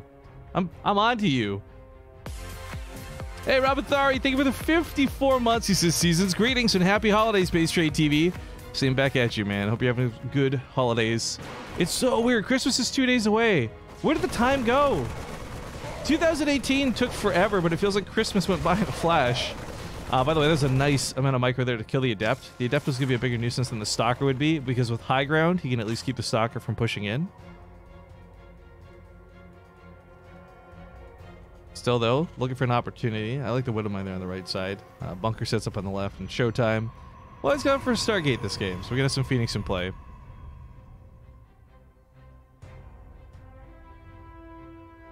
Yeah, Terminator knows what's up. See, Terminator's he's a smart troll. He's like a fucking 400 IQ troll. Because what he knows to do is, like, you gotta have some credibility to make people fall and be gullible. But when you're just always a wang, nobody's gonna fall for your shenanigans. Easy. Easy clap. Alright, so Ravens maybe not gonna work out so good this game because there's Phoenix in play. The Raven will get absolutely annihilated as it is so fragile. And on top of this, bonus damage for the Phoenix, just gonna melt it down. But before it dies, we might see an interference matrix or two, an anti-armor missile. I mean, anti-armor's in a weird spot right now. The actual negative armor effect of it is so powerful, but at the same time, it does no damage, so it's like, well, if you can't actually capitalize on casting it, then it's not that great, unfortunately. One thing that has changed, and I know there's some misconceptions about this for some time, because it was broken, it does affect shields now too. So that -3 armor also applies to the plasma shields, not just the armor of the units. So it's really good against Protoss right now. BaseTradeTV, it was a gnome. See? I knew it! You know how many times I've seen stupid livestream fails get Destiny? Like, it's the 2018 Rickrolls, that stupid, you've been gnomed, or whatever the fuck thing is called. Can't stand it. But thank you for your honesty, Kirby. You piece of garbage. You steaming hot piece of garbage. Thank you for your honesty. 4 SCVs get picked off by the Phoenixes. Not too bad. In a worst case scenario, you can always recall these out of here, but they're fast and I don't think I'll have to worry about it. I really am curious how he's going to use the Raven this game. I will say one of the problems we saw highlighted in game 1 for Soul, and we would probably see again, is the fact that those observers from Showtime just saw everything, uncontested. With a Raven out, it's a lot less likely that observers will be a problem, thanks to the detection factor, but... Oh, even just getting an SCV or 2 like this is pretty nice. Me old Joe fucking Drogo even knows about this, Kirby. See, nobody's gonna fall for this shit. Also, hello, Drogo. Hope you're having a good time. Hakedur, or Hake Doctor, thank you very much for the Twitch Prime sub. And the Burt just subbed for 47 months in a row, too. Thebert338. I like to think it's the Burt, though. The one and only. Well, this is turning into a pretty nice looking macro game so far, I gotta say. Soul's unfortunately eating a bit of a supply block right now, but 2 depots are finishing up in a second, so it won't be for very long. I will say I miss Clem already, because Clem had the cool building skins. Soul's just got silly, boring, normie skins. I really think the Zerg ones look awesome. The simulant ones, I don't know if you guys have had a chance to look at those yet, but the Terran ones look better than expected. The Zerg ones look pretty cool. I haven't seen any of the Protoss ones in game yet, though, so I don't know whether those look great or not. Terran belly skins are worse, to be honest. Really, you think so? I like the sort of neon glow. It gives a real Tron vibe to it. I love Tron. The aesthetic. Get that retro wave mixed in. I'm trying to sound a lot cooler than I actually am. I'm gonna stop. But I do like the way it looks. Oh, the stasis job's gonna be brutal. Thank God for that Raven. Oh my God. No! What? Soul, how could you do this? He was handling it no problem and then killed the stasis trap and somehow it still went off. I don't even right now. But this is the anti-armor is actually working out pretty nicely here, all things considered. He's not getting his Widowmine shots off, unfortunately, but if he had those units not in stasis and part of the fight, I think he would have walked all over Showtime's army. Now, he does have almost enough energy for another one. It's going to take about 10 more seconds. A second anti-armor missile can make this fight still viable, despite losing a lot of units. But he's got +1 weapons, and if you guys don't understand how this works in StarCraft 2, units can go into negative armor, meaning they take bonus damage from outside sources. So this 1 armor stalker loses 3, it's taking 2 extra damage from all sources. And here we go, anti-armor paints it. He blinks out of it, though. That was a nice juke, but he still paints the Zealots. And the Zealots, of course, are the tankiest units here. The Immortals go down like they're nothing. That was a hot knife through butter. That was that YouTube thing with a 500-degree knife through anything. That was ridiculous. Showtime's army's falling apart here. Soul is walking all over this fight. And no energy left in the shield battery. No chance to fight. Down to 25 army supply. And Colossus, oh, it doesn't stand a chance. Gets snipped upon immediately. Oracle's not helping at all. GG's get called. And Soul actually takes a lead in the series. I told you guys.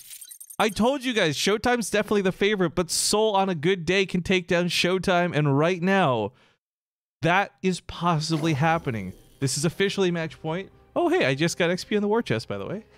Cha-ching. And yeah, it's possibly happening here. Showtime is on his last life. I was really hoping for a Showtime finals, but I gotta be honest, Soul in the finals isn't too bad either. Either way, guys, we're gonna hop into Kairos Junction. Give me a moment here to get this sorted. Also, here's a quick update to the brackets, or there should be in a moment here. Photoshop is being really funky today. Does anyone know how to deal with this? The whole, like, doesn't update when I want to update thing. Anyways, here's the brackets. Those who are just joining us. Maybe you've missed out on some of the stream. We had, of course, Raynor win over Clem. And now we are in the match of Showtime and Soul. But actually here, you guys can just sit on the screen for a second while I get all these players invited into the lobby. Because we're going into Kairos Junction for the next map. Sometimes that transition doesn't work out quite so smoothly, and I'm not sure if that's something I've done on my end or how to fix that. I'll have to look into it. To fix Photoshop, press Alt F4. You know what feels bad? I'm actually one of these schmucks who bought Photoshop, right? Because, like, BaseTradeTV is a business, and I have to, it's a business write-off, all that good stuff. So I actually paid the money for Photoshop. It is infuriating that it's not working for me. But okay, players say they're ready. Let's hop into Kairos Junction. We'll see you guys here for game number 4. It is match point. Whoops.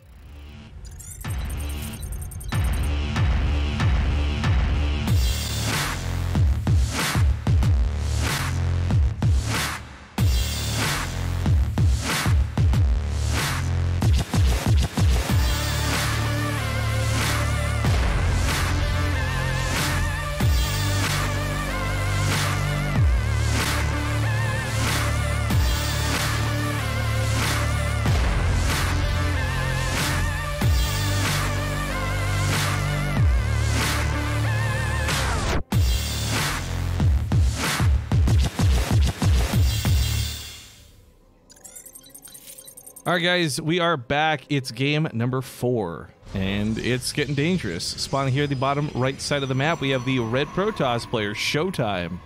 He's currently on his last life, so if you guys are big Protoss fans, you got to cheer hard for this guy. His opponent to the top left going to be the blue Terran player, Soul. Also, I do want to take a quick moment here, guys, to advertise something. Because guess what? It's my tournament, and I can do that if I want. Especially during the openings, but not much is going on. Why is my screen region not working? Okay. Okay, here we go. So, there's another tournament happening. It is, of course, the Casters Invitational. They've got a Matcherino page set up for this. You go to matcherino.com/clash. I bring this up, not because it affects our tournament, really, but because there are really cool caster portrait packs. And as much as I'm a little annoyed that I'm not part of this, and I guess we could talk about that a little bit later, it is still really cool that Blizzard's put these portraits in the game, that they're showing this support, and that Matcherino's helping facilitate it. So, yeah, if you want to buy some hot garbage, you can get Wardy's portrait. If you want something really cool, you can get Pig. I don't know. Just kidding. I love you, Wardy. But, yeah, matcherino.com/clash. Definitely worth checking out, guys. I'm going to just link in the chat. Again, not my tournament. I'm not part of it. I don't benefit from this in any way. But I do think it's a good thing that's going on, and we should really, yeah, push supporting shit like buying cool portraits and what have you. I don't know. Are they doing cool giveaways? Probably not. BaseTradeTV is still better. What's up? What's up? But still, check them out, guys. And of course, you really want to support hard, go for the BaseTradeTV casters. AK Zombie Grub, Wardy, and Maynard. Although Maynard's not really been around. Neither is Zombie Grub that much. Feels bad, man. Doing a lot of solo show over the last couple months, and I had Wardy come in from time to time. But I will say, actually, Roddy, I had a really good time with Roddy. I hope I can get Roddy to come on and cast again sometime. Like, Snoot was a lot of fun too, but yeah, Roddy I think I had the best time with. It was such a short group though. I felt really bad about it. But yeah, are you guys ready for, do you want to talk about the drama, or do you want me to cast the game? I'll let you pick. We can talk about the caster invitational drama. I'm gonna say drama in air quotes, by the way, because you're gonna be very disappointed. Or I can talk about the game, because there's not a lot happening in the game right now. Oh, what's that? You want drama, Twitch chat? What a surprise that that's your answer. So a lot of people have been asking about the Caster Invitational. Why isn't Rifkin involved? What's going on with that? And this is, I don't know, I'm mildly annoyed. I want to make this very clear before I tell this story. I am not up in arms about this, so I don't want any of you guys to get up in arms about this, right? I don't want to see a fucking Reddit thread. I don't want tweets out there. Not because I'm trying to keep it on the low key, but I just actually don't care that much about it. But I am still mildly annoyed.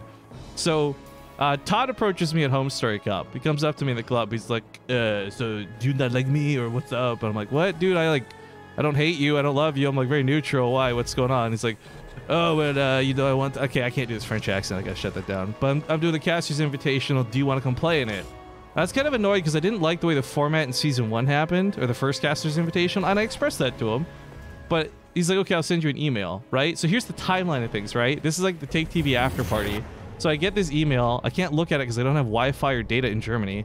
Go back to sleep, whatever. I read this email. I didn't have a chance to reply. My fucking building literally catches fire. If you guys didn't see this, the Take TV mural was burned down outside of the building.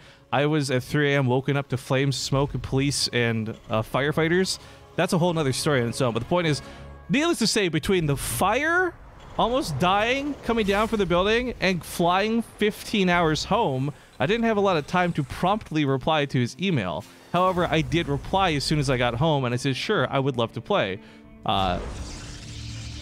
Todd, in the meantime, and I'm not sure exactly what happened because this is like he said, she said, but allegedly Todd went and told the organizers Rifkin doesn't want to play, and they replaced me with Element Finney, or whatever his name is, despite the fact that I said, sure, I'll play. So I was under the impression this whole time I was just waiting for my match time, I was waiting for my group, I was waiting to play, and then I find out through that group draw video that I wasn't even included.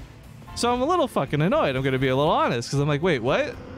And then the guy they replaced me with, I'm like, wait, what? And it's just, it is what it is. So I'm not happy with the way it went. And I want to be clear, like, I'm very annoyed by it, but I'm not upset. And I'm trying to make it clear that I'm not upset by promoting their Matcherino page and, you know, showing off the coupon codes and stuff. But people have been asking nonstop. So basically the TLDR is, like, I guess Todd lied to the organizers or sponsors about me not being interested, and thus I got cut from it, even though I said, yes, I will play. So like I said, you'd be a little disappointed. It's not that much crazy drama. It just sucks for Rifkin at the end of the day, but whatever. The portraits are still cool. I still support any initiative that helps grow the community and the interest from Blizzard within it, so, you know, on one hand, I'm like, fuck off. On the other hand, I'm like, hey, that's cool. Go support this. You guys take your pick. That really sucks, man. I loved watching you play last year, even you weren't that great. Yo, I had the greatest Zerg game of my life in that tournament. Are you kidding me? I had so much fun losing. Even though I did, emphasis at the end of the day, lose, but it is what it is. All right, Showtime's sitting outside the base with quite a few stalkers, but they're blank stalkers, and I don't know how committed this is. He does have the option to get to the main, however, with that observer being where it is. However, I think this is more of like a just harass and get out of there. Oh, he almost got the medevac. That would have been super nice. Remember, Showtime's actually the one down in the series and in a bit of trouble. While this goes on, ooh, I had missed, what was that, Widowmine drop? No, what was that? What actually killed things here? Just a Reaper? 5 probes died, though. Oh, Viking, landed Viking. I was so confused about what just happened. Sorry, I was so busy watching this fight. But yeah, 5 probes died on the other side of the field. Not great, but not terrible. Cleaning up that Viking is actually pretty nice too, but that was unexpected. I certainly didn't expect the Viking to go across the map and land, but it does do 20 damage versus probes. So there you go. Widowmine's coming from round 2. This one I did manage to catch on the minimap. Sorry, guys.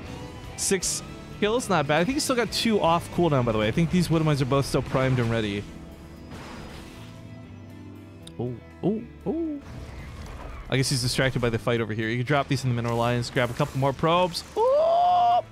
Showtime in a bit of a panic splits. He does split not too badly, though. 10 kills in total. The army, however, is being beaten back. That 1-1 for Showtime's helping out a bunch. Anything armor-wise just makes Zealots so much more difficult to deal with. They just tank so much damage. Rifkin said he lied. No, guys, I want to make very clear I said allegedly, because I don't have confirmation. I don't have chat logs. I don't know what happened.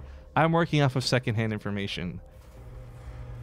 So, again, if you want to start spreading rumors and start your drama mongering, at least get the facts right about it.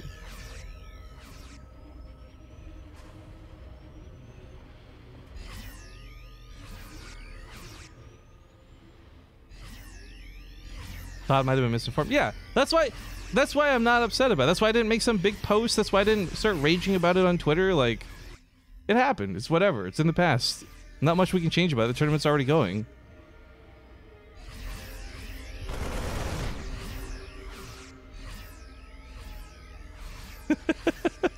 Yeah, moms were involved in this. You guys got it right. Anyways, the reason I bring this up is just like I've been asked about this constantly since the tournament started, and I just like I really just don't care. I want to make that very clear. Anyone who wants to like social justice on my behalf, please don't. It's just not a big deal. I just wanted to finally put it out there so maybe people will stop asking. That's a lot of Zealots, but that's also a lot of Widowmines. This is a terrifying fight for Showtime. I don't know if he can get past the zone. If this fight had no Widowmine, Showtime wins this fight so freaking easy. Those Zealots are way too much to deal with, but with the Widowmine field being what it is, he's got to hope to set some of these off, maybe get some friendly fire, but there's none to be had. The Zealots get massacred. Showtime's at the end of his life right now, and I think Soul might be the one going through to the finals. This is, by the way, the first tournament out of like 7 I've cast where Showtime isn't going to be the one in the finals. Showtime isn't going to be the one who wins the game. Like, what? Literally, what? Marauders come in. That blitz is too strong. He's running out of steam. There's just nothing left to fight with. GG's get called. Soul takes the series 3-1. And he will walk through to the grand finals where he's going to play against Raynor. So this sets up for a TVZ grand finals and a PVT third place match. Now, we are scheduled to do the third place match first. It is a best of 3. It's nothing like super crazy amazing, but it is a difference in prize money. So we will have to play this out. I am just a little shocked that it is Showtime. To be honest with you, you come to these tournaments, no matter how unbiased you want to be, there are those preconceived thoughts of like who's going to win. I did not see it being Soul. But at the same time, kudos to Soul. Updating brackets really quick, guys. Hey, it actually exported on my first try. Yay! Okay, here's the brackets. Here's where we are at. We're gonna head up a break here in just a moment, but before we do, like I said, it is gonna be the best of 3 bronze match. Showtime versus Clem first. Soul versus Greener. Okay, so thank you guys for watching the show so far. We got a little bit more to go through before we're done. We got a best of 3, then a best of 7, and then a sponsored stream. But we'll talk more about the sponsored stream later. For now, let's just go to break. Thank you so much for watching. Be back soon.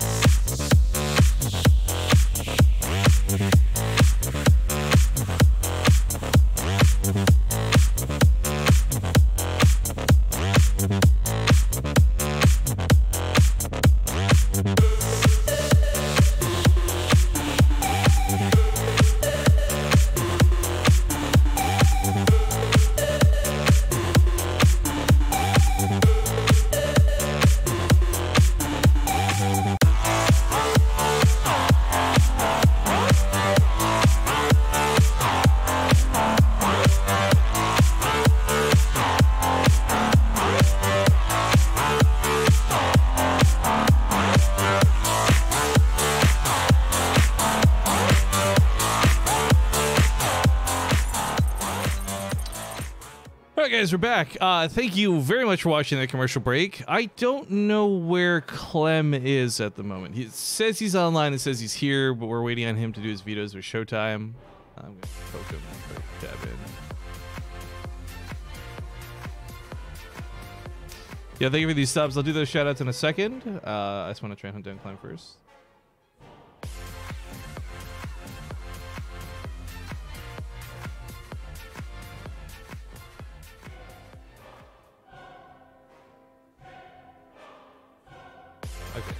Whoa, that's a lot of subs coming in. What am I missing here? Oh, it was a bunch of gifted subs. I'm like, I'm just trying to find Clem, and I'm casually hearing this thing keep going off. I'm like, all right, I can get down with this beat. Why does it keeps going? Okay, wow. First off, Akuma gifted a sub to Mr. D-Roy. Thank you very much for that. Also, D-Roy's a scumbag leech son of a gun. He's happy to get that sub. I'll tell you what. I'm just kidding. I love you, D-Roy. Then Ken Turoy just gifted a bunch of subs. 5 of them go out towards Born on the Bayou, Xiao 1, Retina Hero, Kingslayer 1602, and Asha Whiteleaf.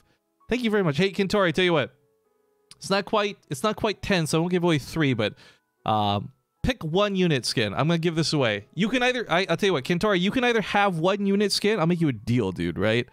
You can have 1 unit skin of your choosing for you, or I can give 2 skins away to everybody else, like for the public to try and grab. Your choice, you generous son of a gun. This almost turned into At Home Dad Gamer. We don't talk about that, okay? That's a banned name here in the chat. All right, Clem's back. He's doing vetoes, by the way, so we'll get this going here in a moment. So just to be clear, this is a best of 3, 3rd, 4th place match. Then we'll get into the grand finals. Give it to the community. Okay, well, Kentori, do me a favor then, dude. Pick your 2 favorite units. Try to make it not the same race if you can. Pick your 2 favorite units from 2 different races, and I will give these away in our Discord.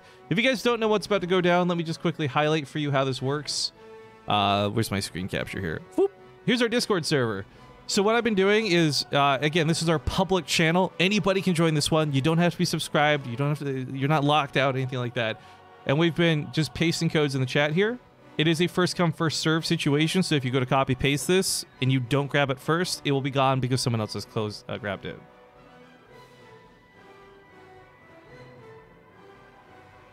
Post the codes here into oh, did I mess up and I didn't give away all the codes to subs? Whoopsies. Anyways, !Discord. You can join this for free. You don't have to chat. You don't have to make an account to like actually talk with anybody if you don't want to. Yo, yesterday we were at 1700. Where are we at right now? Can we take a peek at this real quick? Where's this? The stupid member list? Oh, we're almost at 1800 people on the server now. That's so fucking cool. I can't even believe so many people. Anyways, yeah, let's get you guys going here for this. Kentori, while we're waiting for the vetoes, did he say what he wanted in chat? Did I miss this? People are spamming At Home to get Dad Gamer. I hate you guys so much. Okay, well, if Kentori doesn't pick 2 of his favorite units here soon, I'll just grab 2 at random, but I'd like to give him the option to give away 2 of his favorite units to other people. In the meantime, we have vetoes finished up. We're going to be getting into Cerulean Fall first. Now, there is a prize pool difference of this. This isn't just like a 3rd place match for the sake of a 3rd place match. 3rd place is going to be worth 3rd place is worth $100. 4th place is worth $50. So it is still a difference of $50 for this best of 3. But let me get Wardy in here. Let's get Clem. Showtime. Let me go update title of the stream too. Clem versus Showtime. Kentori's is Hydralisk and the Archon. You got it, dude. So if you guys are in the Discord channel, I hope you're paying attention. I'm about to paste the Hydralisk skin. You can find it on this thing. There we go. And then he said he wanted an Archon. You know, there's way more Protoss units than any other unit. Where is the Archon? Wait, is there no Archon skin? Hang on. There's no Archon skin. I've just realized. And it's not that I've like misplaced it or I lost it. There's just no Archon skin. Okay, I'll need a different one other than the Archon, my dude. I didn't realize there's literally no Archon skin. This is a today I learned moment. Sorry, let me get this lobby sorted too while we do it. Shoot, yeah, I don't see an Archon one. You think it's combined with the High Templar? That might make sense then. Where's the High Templar? I can do the High Templar skin. That'll work.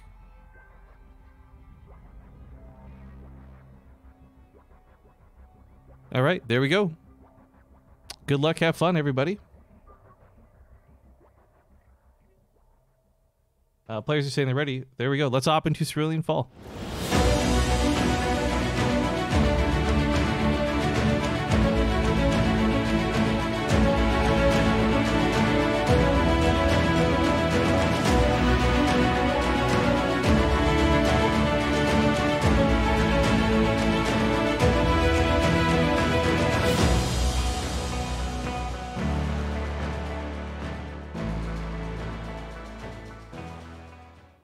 Ooh, I was a little bit slow on that transition scene, but here we are getting back into the game. Ladies and gentlemen, we are walking into that 3rd place match.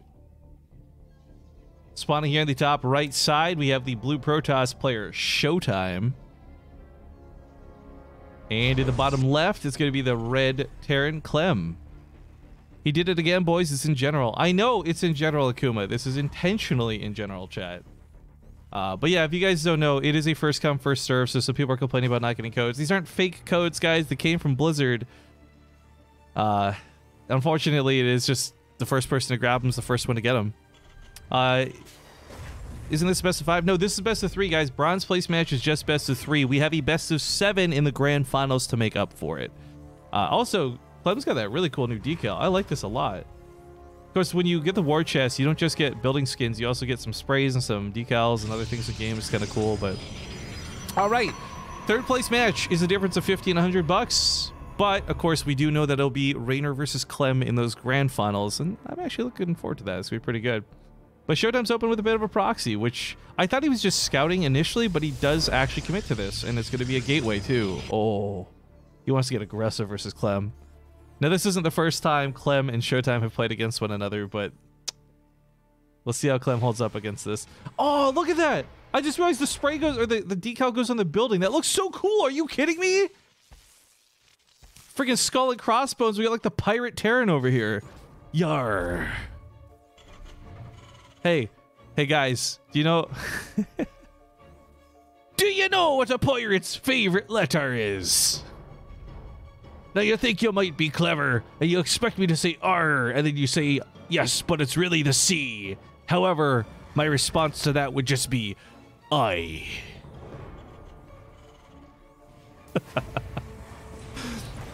The pirate joke metagame is strong. You gotta stay up to date, guys. You gotta be on your tippy toes when it comes to telling bad jokes. Oh, a second pylon to the left side's kind of interesting. I wonder if he's gonna follow this up with a Stargate. For now, he's just gonna push out the Stalker really quick. I mean, Chrono Boost went into it too. This plus the Zealot should at least be able to stall out the command center. And Clem, unfortunately, because he went right into a reactor, he doesn't have anything else right now to really deal with this. He's got extra barracks coming down, but that production's still going to be a long time before it's out and ready. So command center going to be stalled out. Oh my god, is that a Moon pirate emote? That's amazing. Oh, that's right, because that stupid Atlas game came out, right? Oh! Wait, the Stalker, if it just walked like one step forward, would have been able to keep the depot down.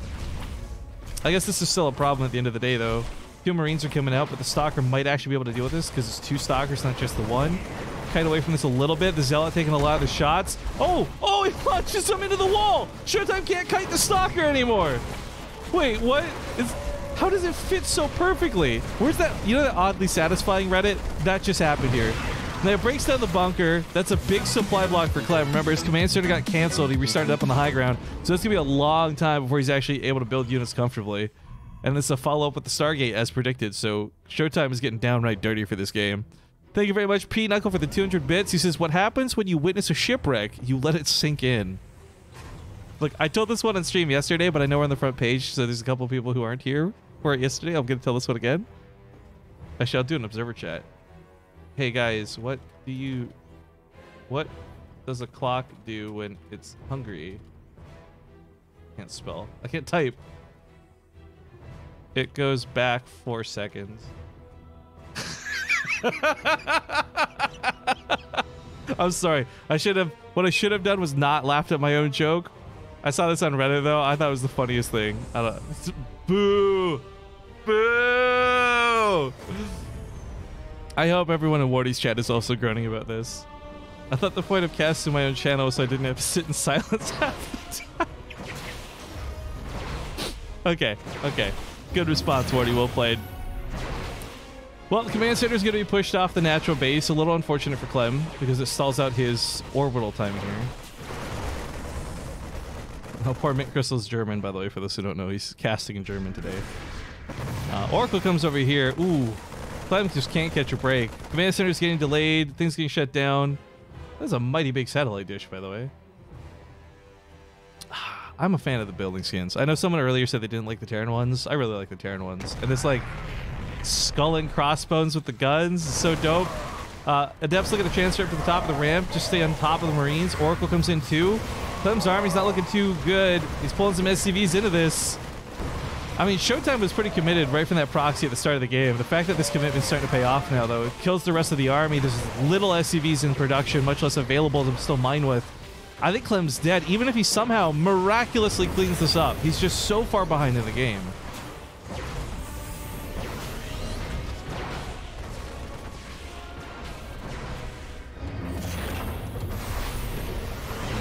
Depot's gonna get picked down. Once that breaks, he walks in. He's got 2 oracles to back this up too.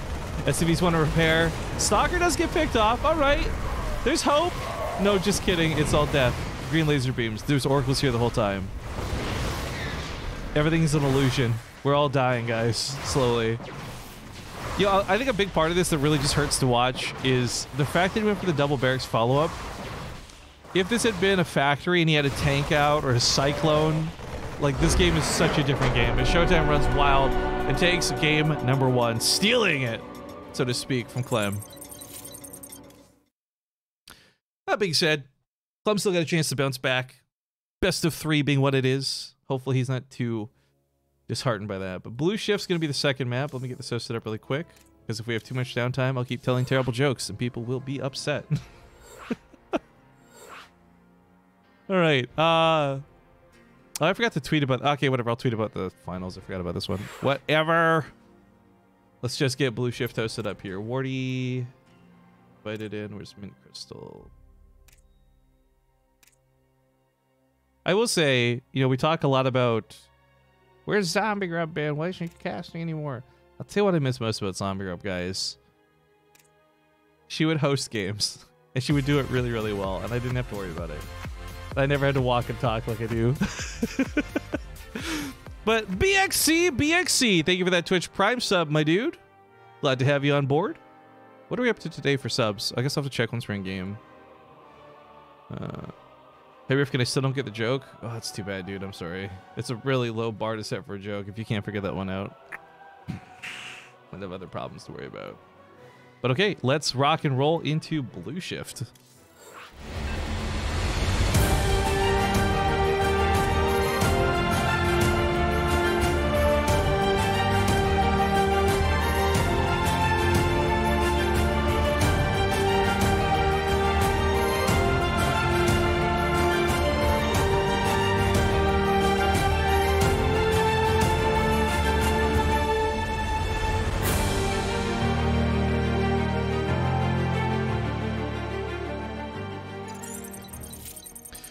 All right, we are getting into the game. Still a best of 3, still spawning down here in the bottom right, excuse me, bottom left side of the map.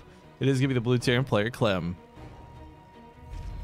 In the top right, we of course have the red Protoss Showtime, and nobody asked for it, but here's another joke for you guys. A guy walks into a bar and he goes up to the bartender and he says, "I'd like a glass of fruit punch, please." The bartender's like, "Sure, no problem. You just gotta get in the back of the line." So the guy turns around, looking all over the place. There's nobody else there. There's no punchline.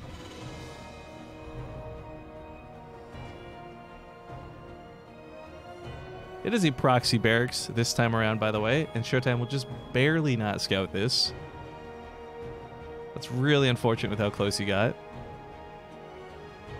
Cue the crickets. Yeah, I should put that on the soundboard. That'd be great. But yeah, the proxy barracks here, I don't know how committed this is going to be. He does take the double gas behind it, so he could consider a factory, but it's probably... Yo, I was going to say, I want to say it's a factory at home, but he left his depots not at the ramp, so it might just be a full-on proxy. You know, Reaper follows up with a factory type thing. Even if it's not a full-on commitment, this first Reaper, if executed correctly, can typically grab 3 to 4 probe kills with relative ease. But that's this probe's going to get over here and scout, and the big thing to see whether is... if the factory comes in at home, Showtime has a lot less to worry about, basically. With the SUV being pulled away, I'm pretty sure the factory's coming down at home. Bunkered to block out a little bit at the front's kind of cool move. If he finishes it up, it's a safe spot for the Reaper to hop back to, but of course, here comes the Reaper soon. Probes are pulled, actually. This is kind of great. This brings the probes to the Reaper rather than the Reaper having to go to the probes. But the Zealot's still getting chronoed out one way or the other. He'll soak some shots. Yeah, SUV just gets killed. Did he get his punch? Don't leave us hanging. The little bottom, you know, there's 2 kinds of people in this world. Those who need closure. Fortunately, a lot of shots are being spent on the Zealot. Obviously, he'd love to get to the mineral lines, but the idea is that you have to get those kills before the Adept is out. So the fact that Showtime actually doesn't lose any probes to this is really impressive. Like I said, a proxy Reaper, especially unscouted, typically gets like 3 to 4 probe kills. 2 Reapers, maybe go back in for 1 or 2, but the Adept's going to keep him at bay at the end of the day. So this doesn't work out so great for Clem, unfortunately.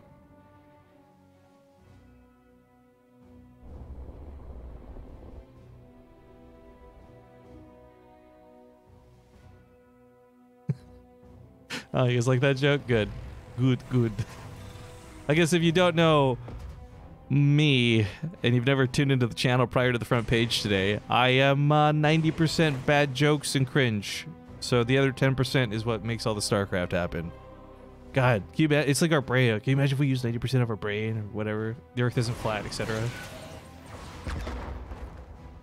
The Adept Shade's going to chase this. That first Reaper's going to die for sure. The question is how many probes can he help kill before he goes down? The beauty of this, though, isn't just that it's a suicide run for the Reapers to get a probe or 2. It's that it does, distract a little bit. Hey, Hellion. It does get a full scout. He sees the Twilight Council. He sees extra gateways. He sees no Robo, and more importantly, no Stargate. So it's not about the information Clem gets, but it's about the lack of information Showtime has to reveal. And luckily, there's enough pylons out that this doesn't look super suspicious. I hope Clem has read this correctly. He's also got a Cyclone out, too, by the way. Oh, hey, cool. It's the Umojan Cyclone. This can kite down some of the units. Like the Stalker, for example, will melt to this thing pretty quick. Hey, BaseTradeTV, did you hear about the Scarecrow that got a promotion? Yeah, he was outstanding in his field.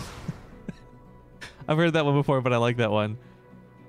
I like such simple jokes. I don't know, dude. People call it dad humor or whatever. What's the difference between roast beef and pea soup? You can roast beef, but you can't pea soup. Dun dun dun dun dun. Actually, that lock on of the probe would have been really nice. Make sure no pylon actually finishes up here. As he kites away still, if he can kite, it's not bad, but Showtime's actually dancing around this really nicely. The Banshee's out too. She's soon to have Cloak. It's a tough call. If he goes across the map, he's almost guaranteed to get probe kills, but if he goes across the map, he might lose the game. The Stalkers blink in, they grab that Cyclone defense pretty quick. Here comes the Banshee. She'll be able to eventually clean this up. Cloak finished up just in the nick of time. That works out pretty well. Siege Tank gets caught, though. Oh, why was that even rallied to the low ground in the first place? Oh, couldn't repair it. Second Banshee comes out. Cloak's still chaos for Clem. Hasn't lost that many workers yet. Only 5, but this could get worse. Nikki K91, thank you for the Twitch Prime sub, by the way. Coming in the heat of battle. This still works out for Showtime, funny enough. Not necessarily about the damage, and he did, with 10 SCVs dead, pretty good amount of damage. But this keeps all the Banshees at home. These 2 Banshees should have killed like 15-something probes on the other side of the field. But that's kind of the story of this game. Same with the Reaper. It should have gotten 3 to 4 probes, wasn't able to. Showtime's aggression, I want to highlight, isn't that... Like, he's not playing against somebody who can't handle this. Clem is not an inept player. But Showtime is just actually being so aggressive, and he's dancing around this so very well, that Clem is having a hard time playing even what would be considered normally. Like, this, for me, isn't Clem playing badly. He's actually doing pretty good on the defense, all things considered. Showtime is just really out-controlling him at the moment.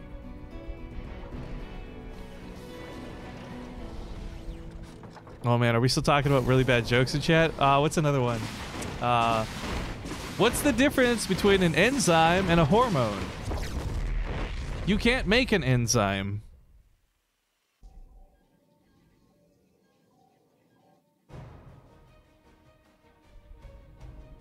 Third base possibly on the way for Showtime. I don't know how he's feeling right now. He's got a lot of minerals banked up. Dude, the best is when people don't get those jokes. Like, you can see immediately half the people in chat, boo, lol, whatever. And then some people are just like, what? I really don't get it. Like, can someone explain the joke to me, please? How should Clem react to take back control? I mean, Brit's attack. It's minor things here that are really costing him. It's hard to say, like, oh, because he didn't build this one unit, he's losing this battle. But it's things like rallying the tank forward instead of it being sieged up on the high ground. High ground, by the way, which Showtime didn't have vision of. So the Stalkers couldn't have just blinked on top of it right away, you know? Like, it's not that he's done one thing wrong. It's just like these minor little things build up and add up quickly, right? Meanwhile, the Banshees start pushing up here. He's pulled SCVs off the natural. It's not quite an all-in, although I kind of wish he would just pull everything if he's going to commit like this. However, without Colossus and without any sort of area of effect cleanup, it's a little bit harder to kill those SCVs. And more to the point, they can help repair some of the Banshees, throw down a bunker or two, try and block off some of the Zealots. I think Clem's actually making the most of this attack. This is looking a little bit reminiscent to what we saw when Soul defeated Showtime, but this time it's got Banshees in the sky instead of Widowmines in the ground. Either way, 5 Banshees is a lot. We're getting close to like 2-shot territory on a lot of these Stalkers, which isn't going to be too bad at all. SCV soaking some of the hits. As long as the Zealots die and the tanks don't, this could be a win for Clem, but the tanks do get pounced upon. The Banshees are still going hard. The Stalkers fall apart. And you know what? I said as long as the tanks live, forget it. If there's nothing to shoot back against the Banshees, then these can just clean up everything. Showtime's down to 11 army supply right now. Marines popping out of the bunker. And granted, Banshees are a little fragile, but Stalkers are also very expensive. So trading up for these Banshees is proving to be very difficult for Showtime. Even though he's got Blink, even though he's got that control, he's got that micro. Probes put on top of the army. A little bit of friendly fire's not fun to deal with, but the probes get annihilated. Clem's back in the game, baby! And on top of this, too, the workers go down, 25 probes killed, and Clem might just actually tie things up with this attack. Now, the Banshees don't have the freedom of cloak. There's an observer here. That sucks. But the bottom of this has been controlled really well. A third base was taken, but that's like... he's not going to be mining off of that anymore. GG's get called. Clem ties it up!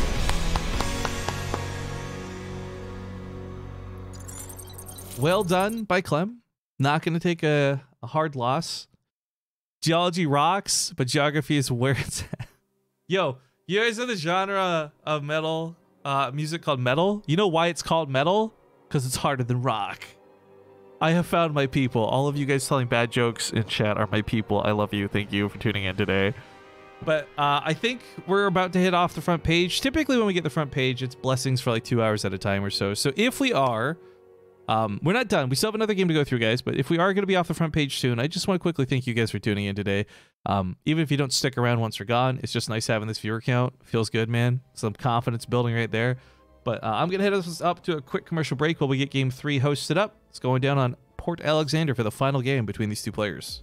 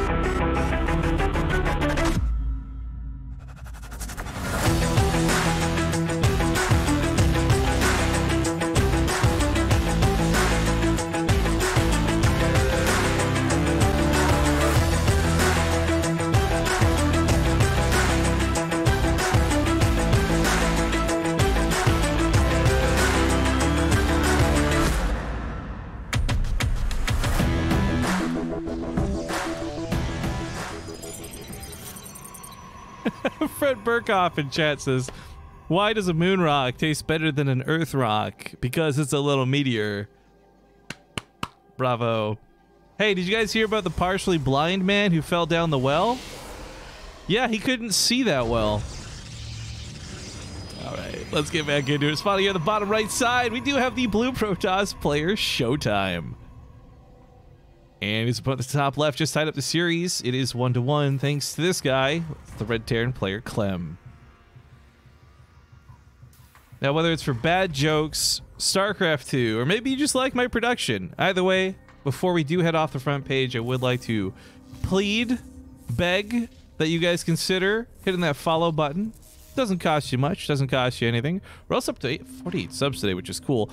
If possible, I would love if we could break 100 just to match yesterday's hype, even though I know it's not likely. So I'm also going to take a time. Guys, this tournament was put on just out of the goodness of like having some good holiday fun.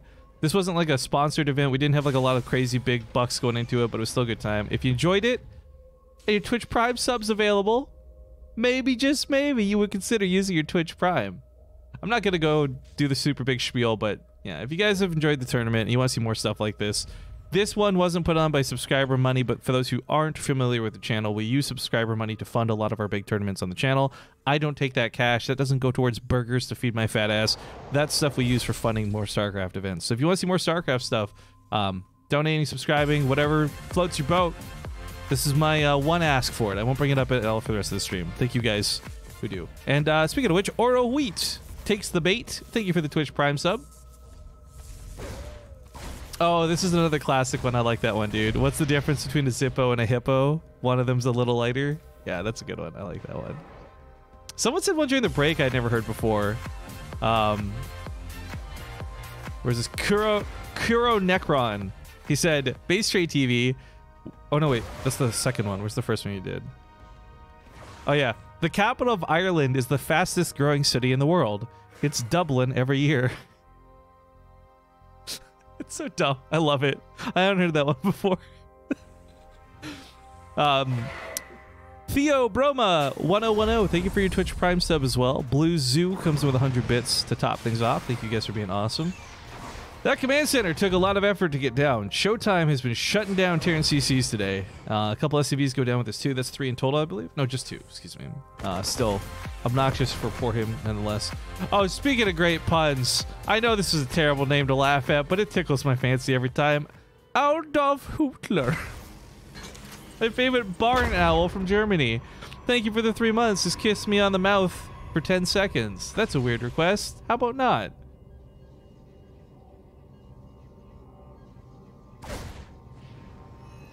Reaper's gonna get a good scout. He's not gonna kill that many probes, I don't think, but still, seeing the Twilight Council, it's a good guess that it's Blink just because it's Showtime.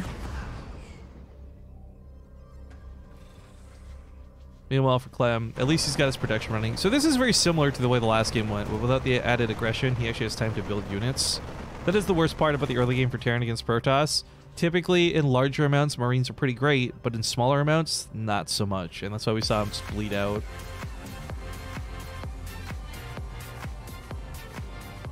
What's the best thing about Switzerland? I don't know, but their flag is a huge plus. Thank you, Dan5 Jewel. We got Hash Runner coming with a Twitch Prime sub. Thank you for joining aboard the sub train. What it is, as small as it is.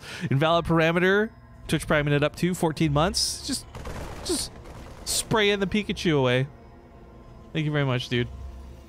Clem's a little bit later to his factory again, which isn't a problem. This kind of 3 racks play was actually really common in HOTS, and this was actually something that was almost popularized, I want to say, by Pulse. You would do like a fast 3C build, fast 3 CC build, but more importantly, a fast CC into 3 racks. And of course, having these extra racks gives you all this extra aggression. But you miss out on a cycle, you miss out on a tank, you miss out on a medevac. So when you pull across the map like this, it has the potential for a lot of damage. Just burst this down. Look at the timings, right? Combat shield, stim, finishing same time, +1 weapons. Showtime is going to need a lot of force fields, not even guardian shields. He's going to need a lot of force fields to split this army up, because if he can fight this army in 2 halves, he might be able to take it on. But the stim timing for a full army, not something he's going to be able to compete with. I like what he's doing with the stalkers too, by the way. It doesn't seem like a big deal, but grabbing even just like 1 or 2 Marines, maybe sniping off a single Marauder before the fight begins is a big deal. Clem has no medevac support for this. This is purely just raw army. And remember, when they stim, they're not going to be getting healed up. That's lasting damage. The Immortal's out too. I feel confident saying, like, with the Immortal, shield batteries, and even just a couple of weak force fields, he should be able to hold this. But this is still terrifying. Rifkin, can you sing us a Christmas song, please? I don't know any Christmas songs. Jingle bells, Batman smells, Joker laid in it.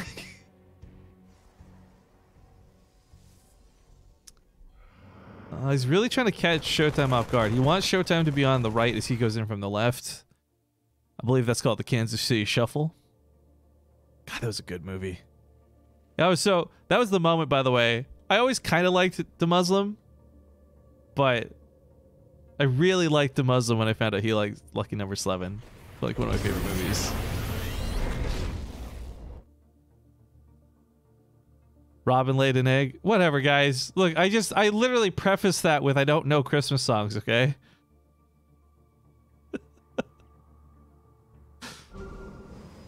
Alright, looking to get in here. Maybe he can snipe the Nexus. He's missing out on a lot of timing here, which is unfortunate, but he does have more units as a consequence. Guardian Shield goes down to reduce some of that damage, but even with the damage being reduced, he really needed that second force field. That's the problem here. As the army starts waning out, he's got the Colossus to fall back to, but that's where Marauders out in the open can certainly knock down that Colossus. Even though the Immortals will be blasting away at them for 50 damage a shot, it'll still go down much faster than the Marauders will. That being said, though, actually, this army's still so heavily stimmed, so his medevacs, which took a long time to get out, finally hitting that front line. They'll be able to heal up some of this army, and maybe it won't be so bad for Clem to follow up. But right now, he still has that +1 weapons, which is great. Showtime's gone for weapon upgrades himself, too, so he won't have the benefit of armor to reduce any of this.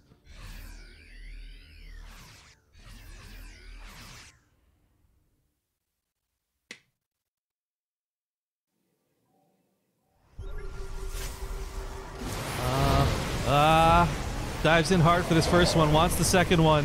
It's risky to do this through the shield batteries, but he picks off both the Colossus. Clem's a monster. He picks up, he's going to lose the medevac full of units, though, so at the end of the day, that doesn't go too bad for Showtime. Resources lost, very similar right now. I don't know if Clem has any intentions for a proper third, though. Everything he's building up just looks like a 2-base all-in, to the point where he might pull SCVs again. Pulling SCVs versus Colossus still isn't great, but it is better than just having your bio bleed out to them. Okay, this one's so dumb, I love it. It's so not funny that it's funny. True Star Sense says, what happens to a frog when they illegally park their cars? They get towed. Frogs and toads are very different fucking creatures, okay? It's great. I love the pun, but it's actually stupid.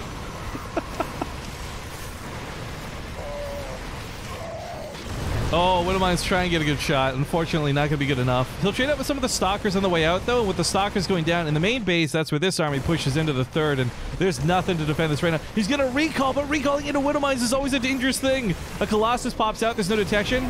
Pops off on one, pops off on the other. Great sacrifice on the probes. Moves out of Showtime that might just get him back into this, but he's got to clean this up first. Another Widowmine goes off, kills the Sentry, focusing on the Zealots best he can. I think Clem's pushing it a little too hard at this point. Like, he's starting to really come out thin. He's still trading out fairly well. This isn't going badly for him, but really not going that great either. Still double Widowmine production, and now Liberators enter the fray.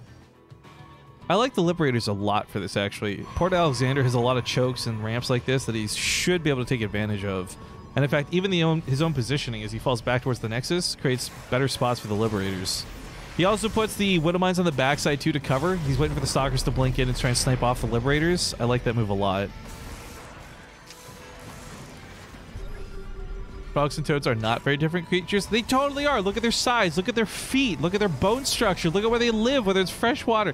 Dude, you would tell me frogs and toads are the same thing? You're wrong. I gotta be honest. I'm just being argumentative to be argumentative. I don't actually have any clue about the genealogy of toads and frogs, okay?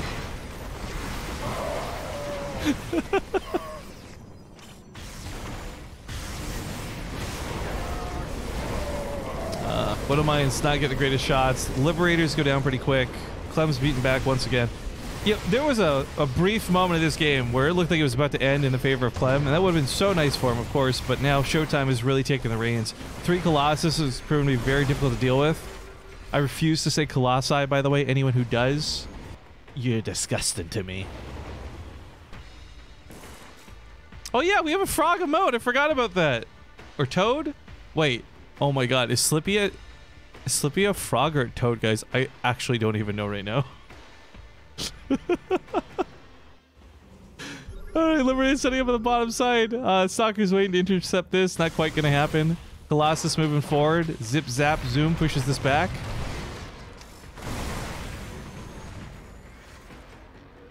His name is literally Slippy Toad. Oh fuck, guys. My life is being ruined by frogs and toads right now.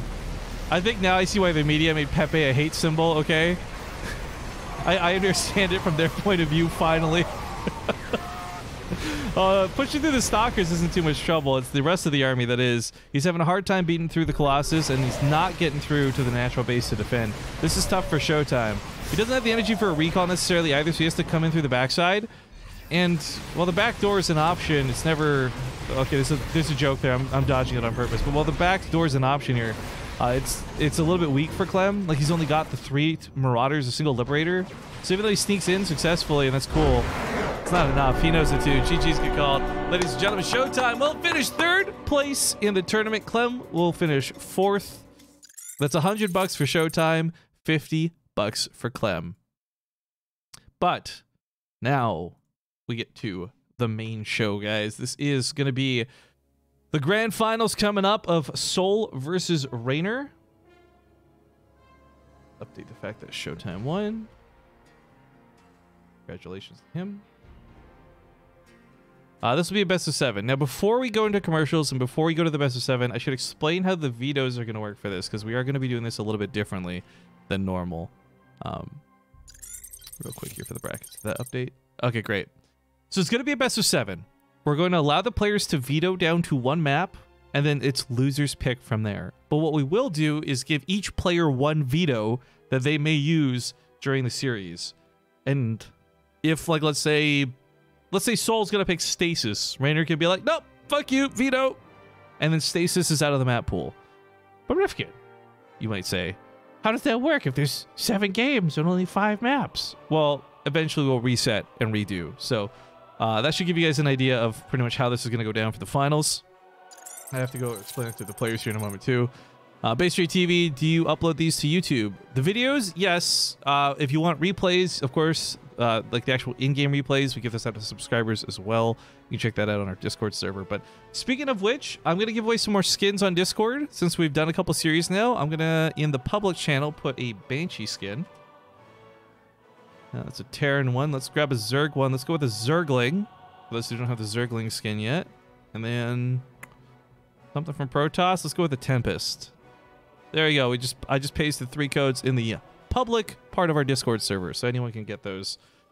But I gotta go to commercial break, guys, while we go to the grand final. So again, this is a best of 7 coming up. Big best of 7. I'll see you guys soon. Thanks for watching. Feeling uneasy about StarCraft's future? The future. Are you unsure if you can afford a war chest? War chest. What about WCS? Well, don't fucking worry. Winning. Check out the War Chest. Quit wasting your day grinding the ladder and losing those precious ladder points. For a limited time, you can level up your War Chest, unlock skins just by simply watching BaseTradeTV. Monday through Sunday. Sunday. Lots of skins. Hell yeah, there are. Buildings too. We also get part of the sale. Cash money. Just use our unique link or click below the stream. Contributions from the War Chest will go towards funding BTSL Season 3. While the War Chest and the affiliation we have with it are thanks to Blizzard, please understand that the thoughts, opinions, shitposts, and memes we represent do not represent Blizzard Entertainment. There are no side effects. This isn't a drug, but if it was, and if there were, they would include became slightly taller, muscle definition, sexual appeal, larger general sense of well-being, and the inability to be tilted on the ladder thanks to all the cool skins you have now to show off. Speaking of building skins, here's a joke for the road. The War Chest is like an emotional wedding. Everything comes in tears.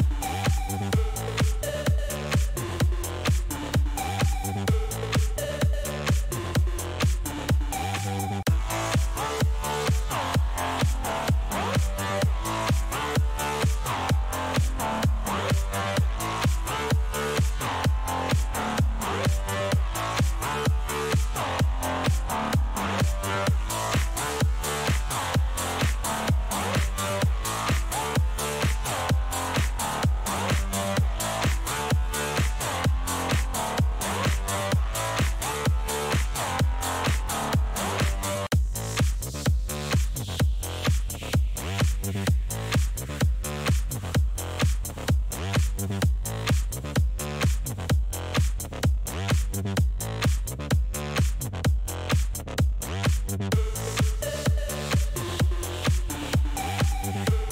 forgot to record the bracket screen. I need to record this for Twitter really quick just so I can tweet it, guys. So just one sec.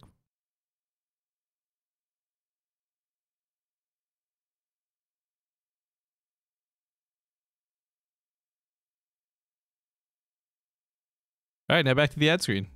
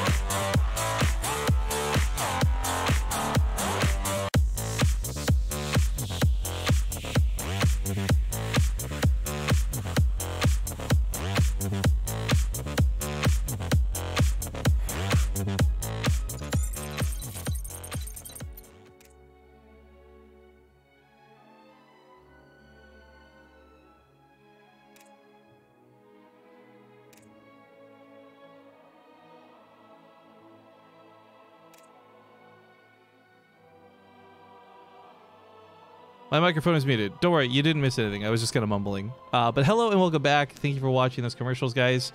And thank you for those who are sticking around after the front page was over. We are getting into the grand finals now of Cerulean Fall. Now, before we get into this, I've got a couple things I'd like to talk about. First off, congratulations to anyone who managed to snatch up those codes. They're on the Discord channel. I'll be giving away some of the... I'll tell you what. Every 10 subscribers, I'll give away 3 skin codes to the public, not the subscribers. So... every 10 subscribers, we'll give away some more codes.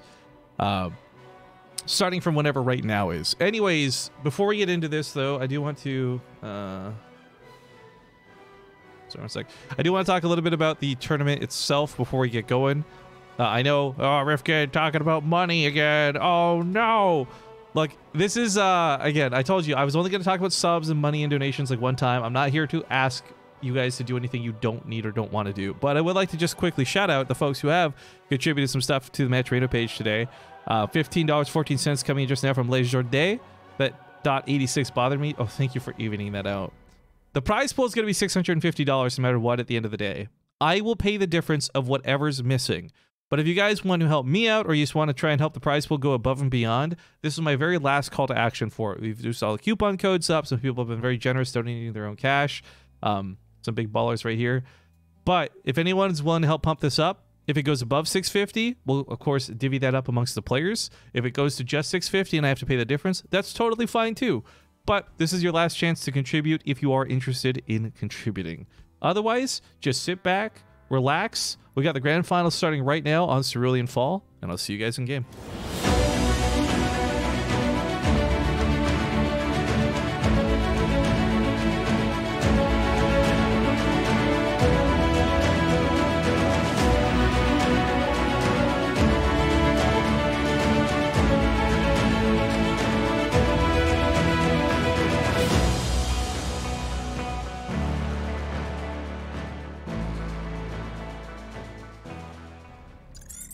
I gotta like time at that transition better. I'm still new to it, but all right, folks, this is a big one.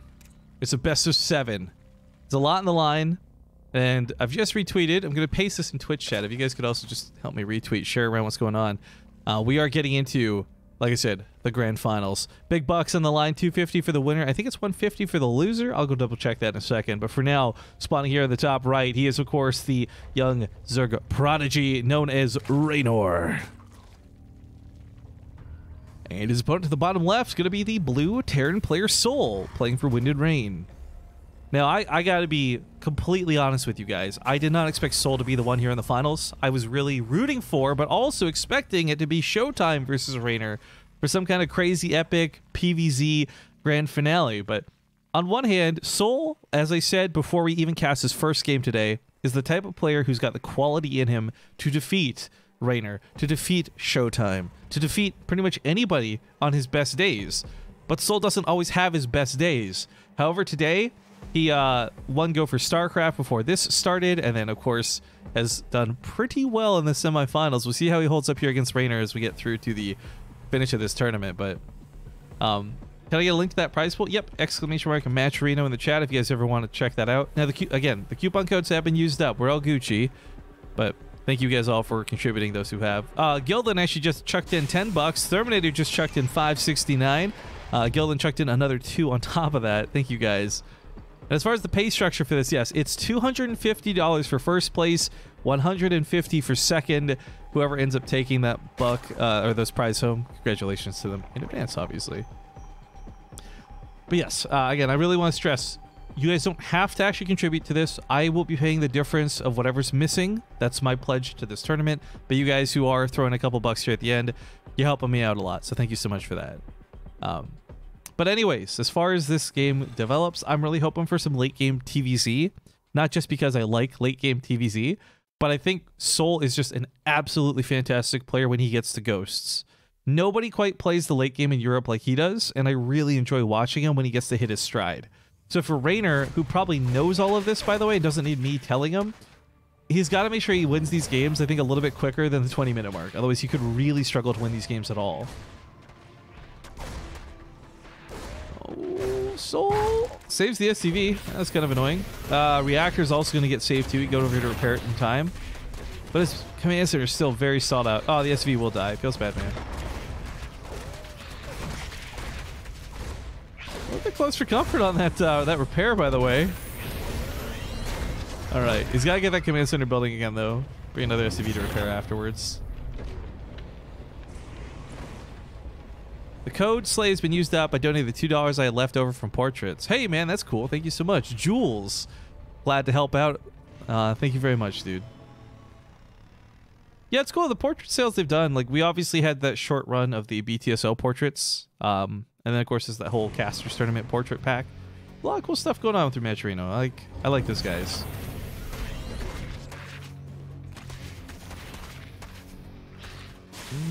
Are both these SCVs really going to die?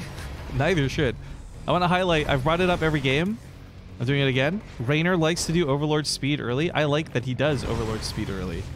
Ooh, it's a little awkward. This is actually potentially very awkward. Queen tries to block the ramp.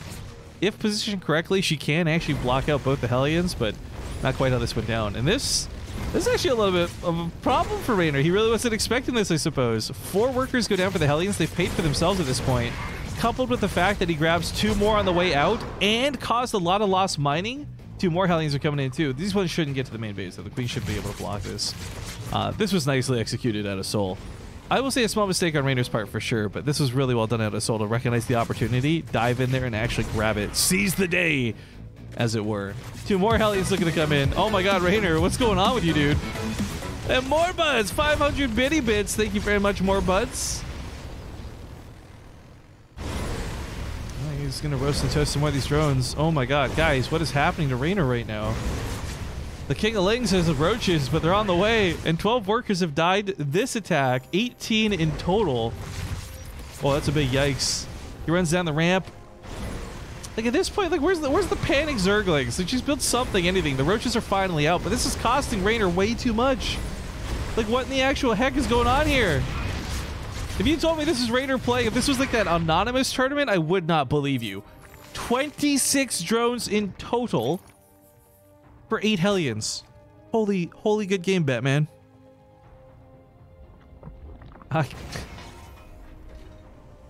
This was such a basic thing. I would love to know what was going on with Rainer for that to have happened the way it just did. That was yikes. Now the Banshee's coming too, but the Spore Crawlers are at least finishing up. Oh! No, it's only 1. GG. What? What just happened?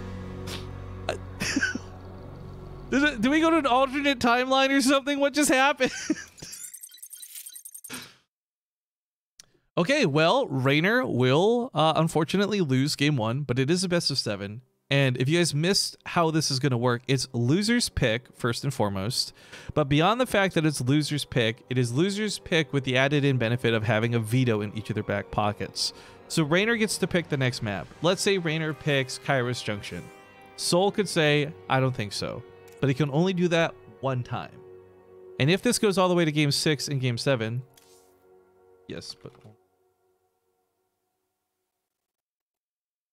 Okay, Rainer is so sick. Rainer actually just baited the veto out of Soul. Oh, that was so clever. That's like mind game IQ stuff. So Rainer picks a map that was definitely not going to be great for Terran, and he knew this, but it's not the map he actually wanted. So he says, I'll go with Parasite. And Soul immediately says, I can say no to right. Can I veto that? I want to veto that. So before I even get a chance to say, yes, you can veto that, Rainer's like, okay, Port Alexander, please. Like, he wanted Port Alexander, I think, in the first place. Clever, dude. This guy is clever. All right, so I want to note that we will possibly have Stasis in this map pool. As long as nobody vetoes it. But Stasis is a really good Terran map, so I would be surprised if Rainer lets that slip through.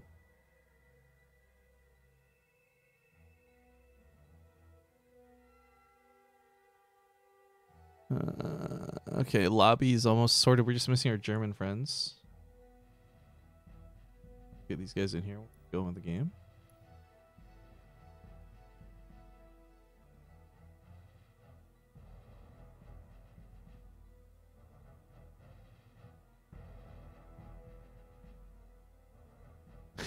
Churro Spanker just wrote the stupid. I love it. These are the stupidest thing I've read in Discord. All right, they're saying they're ready. Let's hop into Port Alexander. We'll see you guys in game.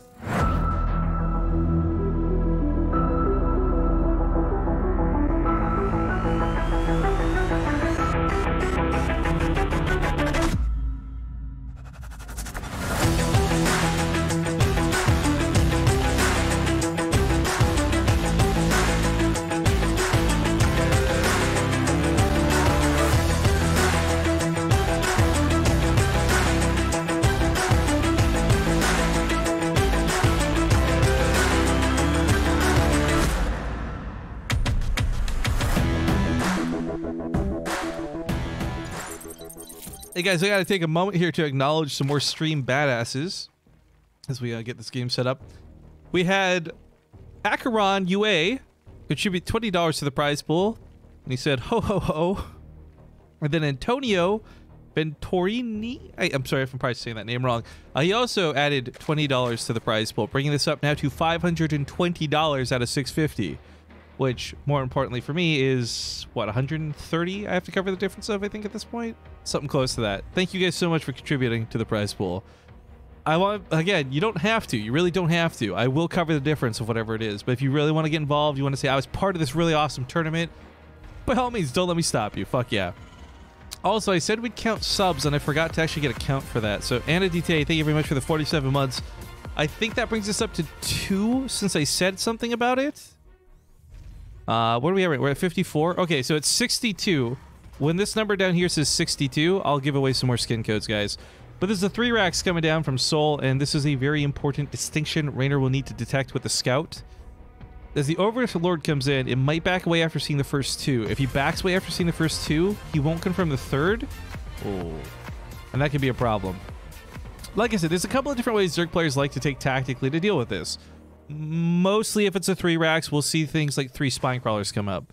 There are some players who are actually of the opinion that you can go roaches and ravagers and just sacrifice the natural base. But the thing is, you don't want to pull drones against the 3 racks most of the time.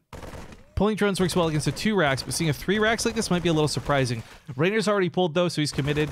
He's going to try and pick off the SCVs, which is a smart move because it's the SCVs that will build the bunker, and the bunkers are what will kill you, not the Marines. That being said though, these SCVs are not going down very easily. Oh, he's going to lose 1. See if Soul brings more or not.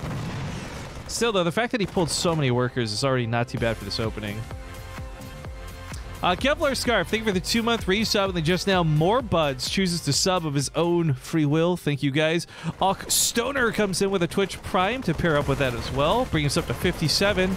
Like I said, we'll give away more of those skin codes at 62. And those will be for the public. This won't be for subscribers only. Actually, you know what? Fuck it. I'm feeling great. We had a good day. People are contributing to the prize pool.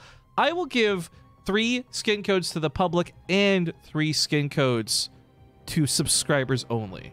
So that'll be 6 skin codes in total for every 10 subscribers we get. I'm not going to sweeten the deal any more than that. That's pretty... I don't want to give away all my skin codes today. But we'll give away a lot. To one and only, haha! Thank you very much for adding $5 to that prize pool too, by the way. Really awesome. Keep it up, guys. The SCVs, of course, new ones were brought to the front lines, looking for a bit of repair action. This bunker's in no position to really stop anything in the just help with the lings, I guess, maybe. It's not going to threaten the hatchery. He does hop inside of it. SCVs can go for the repair. Ling's going to target fire on the SCVs. He's got the surround. Oh, but the SCVs are repairing it again. Is it enough damage? Oh, just barely. He won't break the bunker, but man, this is for Soul, killing a lot of Zerg on the way out. Queen's burned their transfuses as well. Spine Core starts positioning itself on the front line. Times are tough here for Soul. He's not quite breaking Rainer yet. Still rallying Marines up. Mike29, thank you for the 3-month reset. Hooray, hooray, hooray. Insufficiently sufficient. My day has been pretty good so far, but my day's also only just started. When did this stream start? That's about when I woke up today. I didn't even get to finish my oatmeal. I had to throw half of it out. Feels bad, man. So my day so far has been great, but my day so far has not been very long either. He's gonna try and pick up some of the lings. He knows that these are gonna dart across the map, but all Soul has to do is build a 3rd building and not the CC. There you go, and he's good against the lings. I'm surprised he's still committing to build bunkers, though. I don't know what his plan for this is. I sub, but no notification. Oh, maybe it was just delayed. I totally made sure to shout you out, but Ox Stoner, again, thank you for subscribing, dude.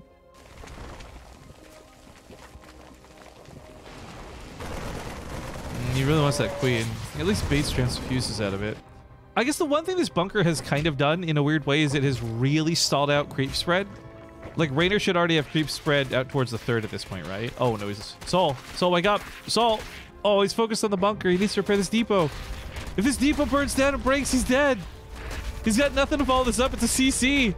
Okay, here comes some Marines. He should be able to save the day, but yikes. A lot of Marines have been massed up behind this. You know, Special plays this way too, where if the actual proxy itself doesn't follow up, he just goes mass Marines and tries to break. I can't say that this works very often, and it never looks too convincing to me personally, but that is a lot of Marines. And if Rainer... Actually, I think Rainer may have undervalued how much was being made. He probably thinks... I think he saw the CC on the high ground and thought, oh, he's macroing out of this, but no, he's not. He's like tripling down. He's on 22 Marines at this point. Oh my goodness. This is going to be rough. The Queens have a couple transfuses. Ah! Lifting in here, the Marines go for a snipe on the Queen. Worked out pretty well. The Spine Crawler does have natural armor to it, but that 2 armor means nothing when there's 22 Marines on top of it. 119 now, but still centering in. The drones get pulled. Queens get focused. Marines still dancing around. I mean, Soul's just trying to do a lot of damage with this attack, and I don't think it's working. Well, actually, hold the phone. The transfuses are out. I thought he had a few more transfuses. Then I look at the energy of the Queens, and they're all pretty much dead. New Lings come out. They're slow, so it's a bit difficult getting on top of the Marines, but he is being slowly picked off here. Queens do... Oh, get that transfuse. So clutch, so nice. This Marine Blitz was kind of worth it at the end of the day, in terms of, like... Yeah, he killed a lot of... He did a lot of damage. 4 Queens, 7 drones in total. Like, that's not too bad. But the problem is he doesn't have a lot to follow this up with back at home, right? Like, only 4 drones died, sure, whatever, that's not that impressive. It's the Queens, they're so expensive. That's like killing 4 Queens is 2 hatcheries, literally, so... it's not a great trade at the end of the day for Soul, I'm not going to pretend like it is, but I think it's better than simply having played blind macro behind it. So, okay recovery for the time being. 3rd CC up on the high ground looks a little greedy, but frankly, there's nothing to... Oh, don't mule, don't mule, don't mule. Okay, he's good. Rifkin, stick to casting and not calling who's winning. Random Happiness, stick to not chatting in the chat. Thanks. See you later. I guess if you guys aren't aware, maybe you are into the category... Oh, it moved. That's off by 1, isn't it? Okay, maybe you guys are unaware with how BaseTradeTV works, but I am a super fan reporting on the game. If you want super amazing analysis, I hate to inform you, because you apparently haven't figured it out on your own, but this is not the place for that. And, yeah, that's all I really got to say. Enjoy the show or shut the fuck up. I'll take criticism, not complaints. These aliens gonna roast up these lings. A little bit of ring around the rosy action's not too bad. Not so worth it for Rainer. Soul, by the way, is recovering off of this. All things considered, third CC is done. He's got that orbital ready to go. I don't think he needed to pull mules necessarily to repair that hell yet, but you know, whatever. Oh, Rainer's gonna go deep with this though, guys. He's cut drones. I didn't even catch that till just now. He just finished up this Overlord to bring the queens across the map with him. Overlord speed will be done shortly, so these will eventually get over there a little bit quicker. But these are roaches, probably a couple Ravagers morphed in a little bit closer to the other side of the map, and I think that Soul's got to be prepped for this. He went so hard on macro with SCVs, and his tech is in such a weird spot. I don't know what the hell this wall is supposed to be, but it looks bustable, is my point. And it's not going to be Banlings, it'll be Corrosive Biles, but the point is still he'll break that wall, come with roaches, come with queens, and I don't know Soul has anything to deal with this. He's building a reactor on the factory, so there's not even going to be a tank. I think Rainer's won. I'm just going to say it right now. Yoda the Drunk, thank you for the Twitch Prime sub. I mean, a Banshee would normally be a big threat to this, except today where there's a Queen and an Overseer brought to the other side of the map. This one transfuses to band-aid that up too. So with an actual anti-air sufficiency, barely a bunker for the defense, and that stim exposed to the front line. Yo, if I'm Rainer in this situation, don't even shoot the wall. Just corrosive ball the tech lab and enjoy your free win from no stim. Feels bad, man. He's gonna try and break the wall nonetheless, so he can move in with the Lings at that point. I think this is just bad news bears for Soul. I truly don't know what he can do in this situation other than die slowly. SCV's getting pulled. The bunker's gonna hold for a little bit, I suppose, but I mean, his production is the wall. He's losing the wall. He's losing his production. He's gonna have no units to fight with. It's 74 supply in the army to 19 supply in the army. I mean, these Banshees aren't even holding up. The Queens are doing their job. Anti-air, big Corrosive Biles. WW, probably means GG. Either way, Rainer will take game 2, tying up the series 1-1. Also, yo, we got Yoda the Drunk hitting us up with that Twitch Prime, which I just shouted out. Whoops. I meant to say thank you to Online Strategy DK for the 3 months. He says, you're awesome, bro. Same back at you, man. Also, wait, I forgot to check. How close are we to 61? Oh, hey. One more sub, and we're going to give away 6 skin codes. 3 to the subscriber-only channel, and 3 to the public.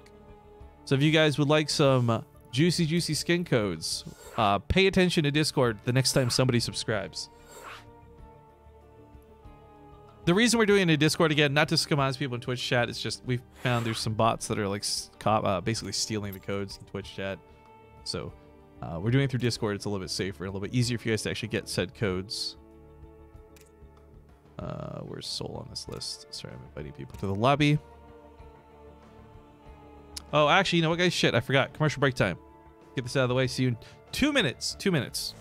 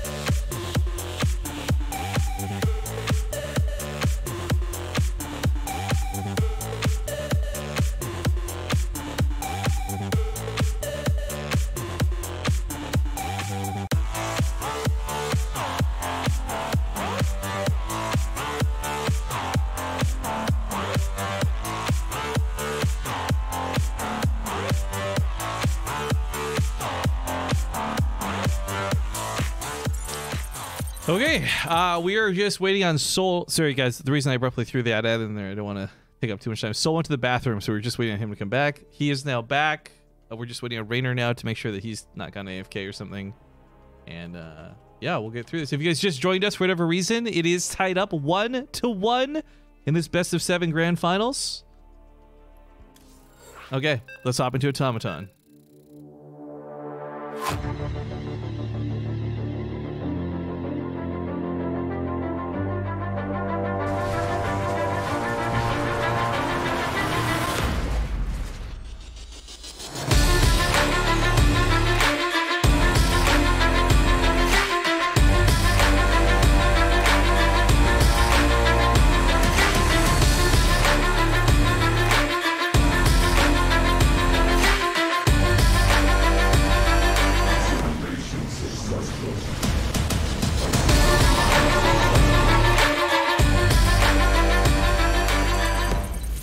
Where will the skin codes be posted in Discord? So we have a general channel that is available to the public. You don't have to be subscribed. That's where I'm posting some of the skin codes. The other half will be posted in the subscriber-only channel, but you can't see that channel unless you're a subscriber. There you go. That being said, 1 sub to go, and we'll give away a bunch of skin codes. So if anyone's got that Twitch Prime, hey, consider popping it off. But I also said I wouldn't bring that up again, so never mind. Pretend I didn't say that. Either way, 1 skin code will do so, or 1 sub will do some skin codes. Spawning here on the leftmost side of the map, we have the red Zerg player. It's Raynor.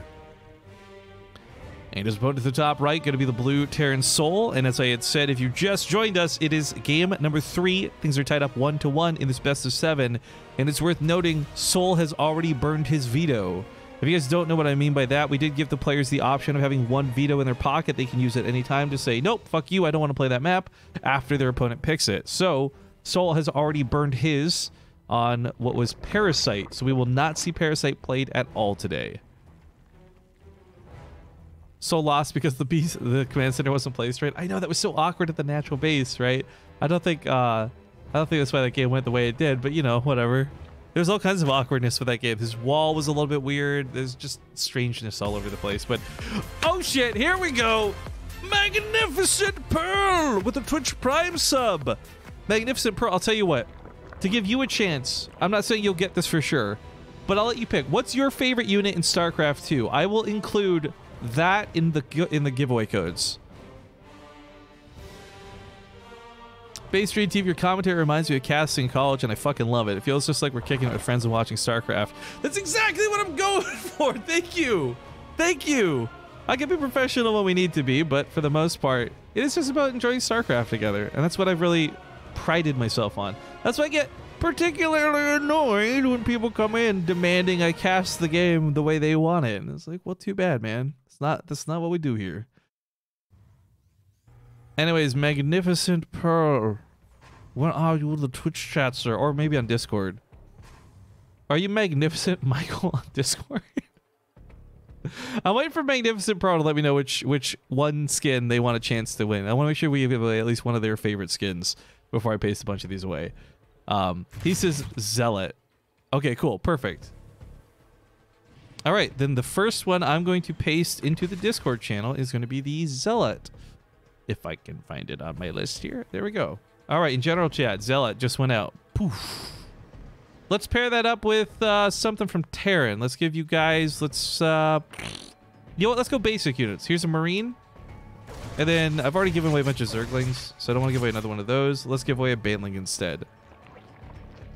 And then for the subs, what do we want to give our subscribers? In the subscriber-only channel, let's go with a Phoenix. What should we go for here? A Ravager. And the Ghost. There you go. All right, so that's 3 codes that were pasted in the subscriber-only channel, 3 codes pasted in the general channel. Sorry, guys, I'm just going to auto-follow in the Reaper while I was doing that. Congratulations to anyone who claims those skin codes. It is, I really got to remind you guys, though, it is a first-come, first-served thing. So if you do not get the code right away, it will tell you it's already been claimed. It's not because I'm giving away used codes. Only one person can use the code, period. So good luck. And in another 10 subscribers, we'll give away some more codes. So thank you guys for your support of the stream. Within 4 seconds, it was claimed. Yeah, dude, there's a lot of people trying to get these free skins, which is cool because it means you don't have to buy a new war chest. You can actually use them. But don't worry. Like I said, in total, we have over 100 codes I'll be giving away. We've given away about half of them so far. Speaking of battle cruisers, hey, look at that. We got an opening out of Seoul that's looking a little bit less like the normal. It's still new. It's something a lot of Terran players are doing. I'm not going to call it standardized yet, but I do like a battlecruiser opening. The problem is, and I'm going to be very critical about this for a moment, we saw Seoul doing battlecruisers before in the group stage, and I was really not impressed with the way he uses his battlecruisers. Not to say that they were like, oh my god, so bad, what a noob, but I really just, it felt like the first time, you know what I mean? Like, it didn't feel like it was well practiced. It didn't feel like he knew what he was doing with them. He teleports it to the bottom far corner, then he walks it in, which is like cool, I guess, but then he micros it poorly and loses it to queens. And if he doesn't do all those things I just listed, then this battlecruiser is going to do great. But unfortunately, he's had a history at this point of it not going so hot. Also, his Hellions have to rush back home to save the command center. They might not actually even be able to. Ah! You can't repair a building that's under construction. Cancel it, cancel it, cancel it. You're going to lose it. Okay, this is the cancel. Oh, what's really important, though, is the battlecruiser doesn't get revealed. Teleports immediately. There we go. Called it. What have I seen Soul play before or something? The Hellions will clean this up. But the big thing that sucks for Soul is this battlecruiser supposed to distract the main base, and at the same time, the Hellions run into the third of the natural base, and they get a lot of drone kills. The fact that the Hellions had to come back home and defend stops that follow-up attack. So the battlecruiser is getting some mediocre damage done here. It's not bad. 6 drones, I will not say is ever bad, but it could have been so much more. And that's the credit of Raynor by being very proactive on the map with his lings like that, finding the command center, stalling it out. The fact that the 3rd CC got canceled was huge. But of course, Soul's got that second battlecruiser coming out in a second, and on top of this, he's going to have Yamato cannon, which will help nuke down some of these queens. That good one-shot. Is this laggy for anyone else? I hope not. I don't see any frames dropped. Is anyone else seeing that? I'm always a little bit paranoid. Because we had, of course, the internet completely cut out on day 1. There's Yamato, pops off one of the queens. Battlecruiser's still a bit low, but at least it's safe. And the beauty of this is he can just get this out of here at this eventually. Nukes the queen. Oh, I love it. Follows the drones. The Spore Crawler will take a long time to kill this. Battlecruiser in the bottom left does just teleport out of there. Keep it on for the pairs. I gotta give it credit where it's due, guys. Soul did not impress me with his battlecruiser play before. This time, it looks a million times better. He killed a lot of workers with these 2 attacks, 14 in total. He lost nothing for it.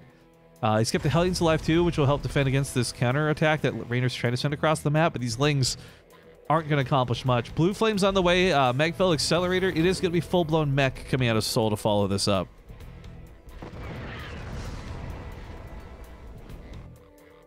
Battlecruiser's ready for round 2 soon. Yamato's coming off cooldown. Was that first one to get repaired? It did.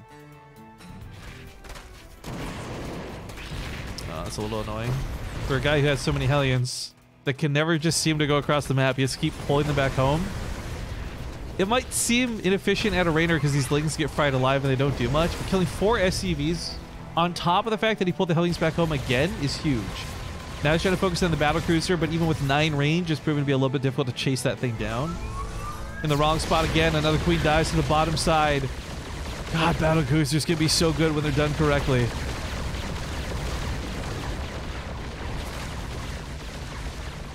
Now, queens can actually push this off. Raynor's opted to just go straight to Aspire, then we get Corruptors. But queens are doing an okay job keeping this from getting too out of hand. Raynor with a massive amount of roaches goes across the map. Obviously, any roach that gets a lock onto it. Magfell Accelerator, that's 800 damage over 14 seconds. Roaches only have like 145 health. They're going to get nuked.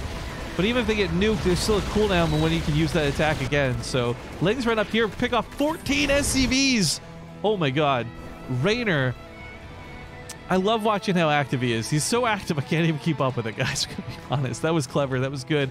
It's well executed. And these lings are starting to really pay off. Soul losing a bit more than I think he was expecting to with that fight, but he still has a pretty strong army. And that's I think the scarier part here for Raynor to have to contend with. That no matter how many SCVs he kills, Soul still has a pretty solid mech army. Blue Flame's done too. That'll help out a lot against killing drones. I don't know how all those depots didn't get raised. I'm a little bit confused on that fact, but he'll clean us up the VCs at home. Cyclones and Hellions going to cancel on another hatchery. Roaches roaming around trying to see what they can do. Another battlecruiser coming out. He's continuing the production of this. I love it because battlecruisers will get benefit from the armor upgrades. So they already have like 3 armor. I think this is naturally some of the highest armor in the game, by the way. Battlecruisers and Ultralisks just don't take damage a lot of the time. But Corruptors are coming out, and Corruptors are built specifically to deal with massive units. So that's a good way to deal with battlecruisers. Plus, it's going to be a lot easier to chase those with the Corruptors than it would be with the Queens. However, the Corruptors are just as susceptible as Queens are to a Yamato cannon. They nerfed the damage on the Yamato cannon so that it would not one-shot a Void Ray, but it can still one-shot a Corruptor, and it can still one-shot a Queen at 240 damage a shot.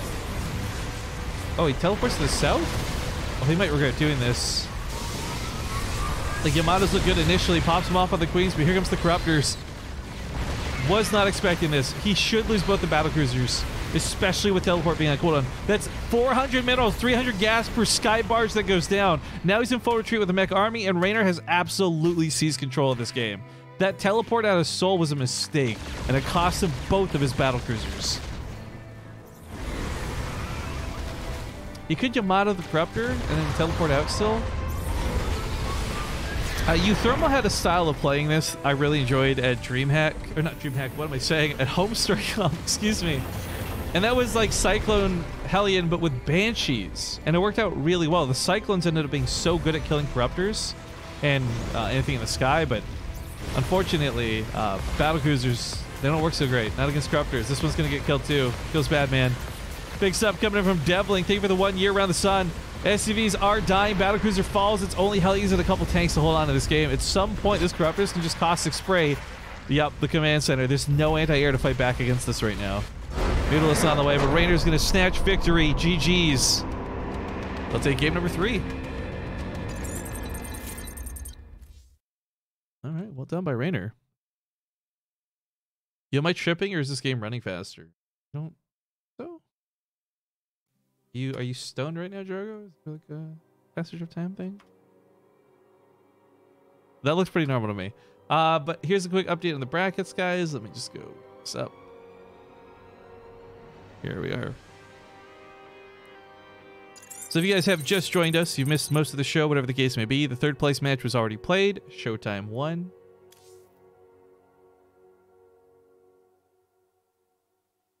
Oh, I just got...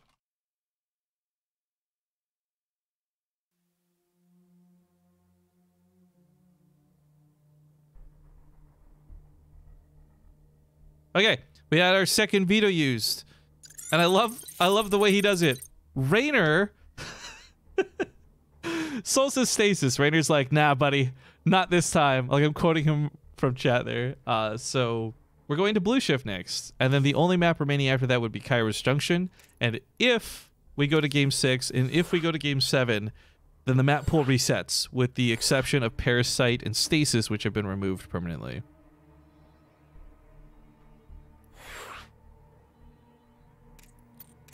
Get this hosted up. Let's get the players in and let's get ready to rock and roll.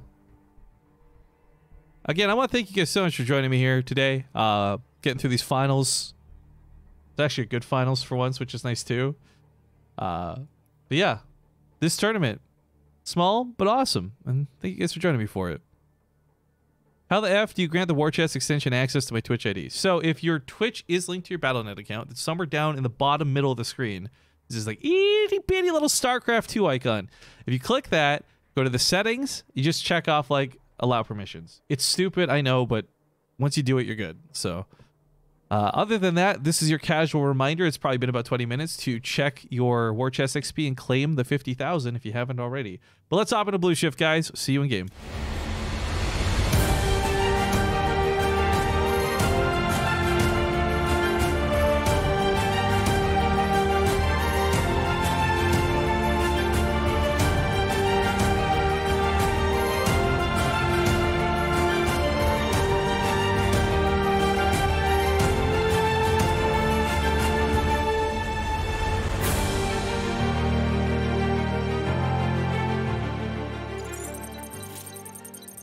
All right, continuing on with this best of 7. No one's life is in danger just yet, but he is down 1 game in the series to the top right. We have the blue Terran player Soul from Wind and Rain. And in the bottom left, the red Zerg player Raynor. I would like to quickly plea and beg for you guys to do something, though, and this has no money involved. Don't worry, I'm not asking you to donate shit like that. After this tournament is completed, I'm picking up another sponsored stream. It's a Twitch bounty so that I can try and help pay for more cool stuff in the future. It's for a mobile game called King's Raid. I'll be streaming that for 1 hour after this is done. If you guys want to help out, I get paid for those bounties based on the viewership for said bounty. So even if you are not interested in watching the content, if you just leave your stream open, it will help out a lot. And if you guys are unaware, these bounties have been paying for a lot of good stuff, and they're gonna pay for, like, I've almost, before we even set the planning for 2019, I'm like 60 to 70% of the way to having our budget for BTSL Season 3 sorted out without any sponsorships, thanks to these bounties.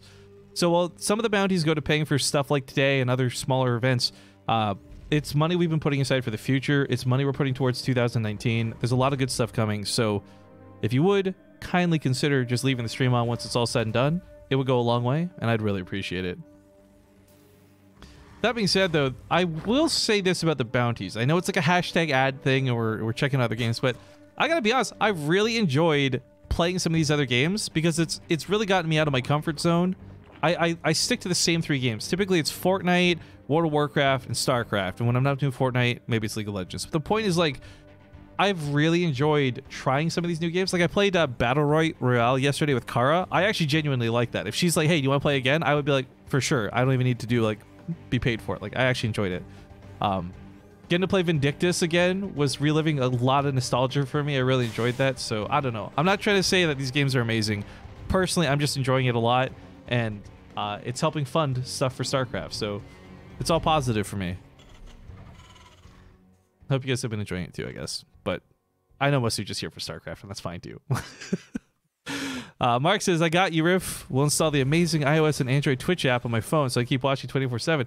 Dude, the amazing iOS and Android Twitch app, my favorite thing about that is how if I ever want to watch a clip, I can... Oh, right. I can't really watch it on mobile. Because it stutters like fucking crazy.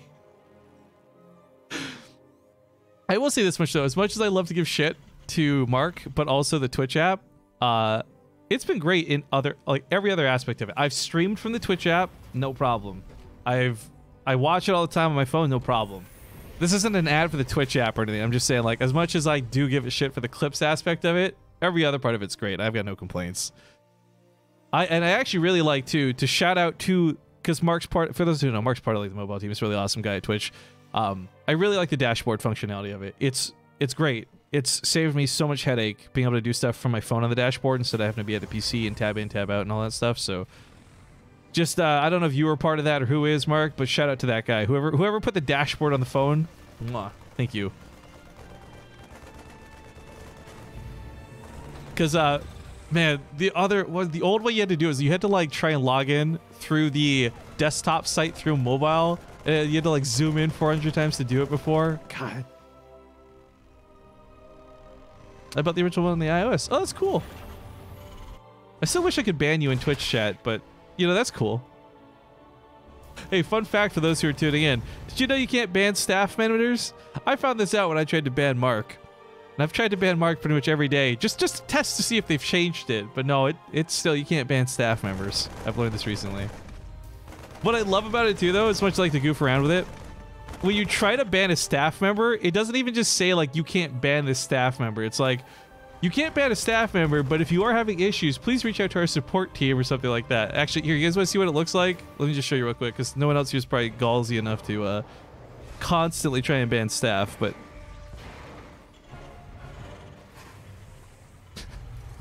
You cannot ban staff.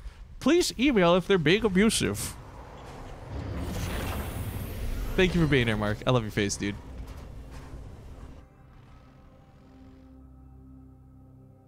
Is the calendar up to date? Yes and no. So there's no events coming up in the brand near future. That's why the events tab is a little empty at the moment.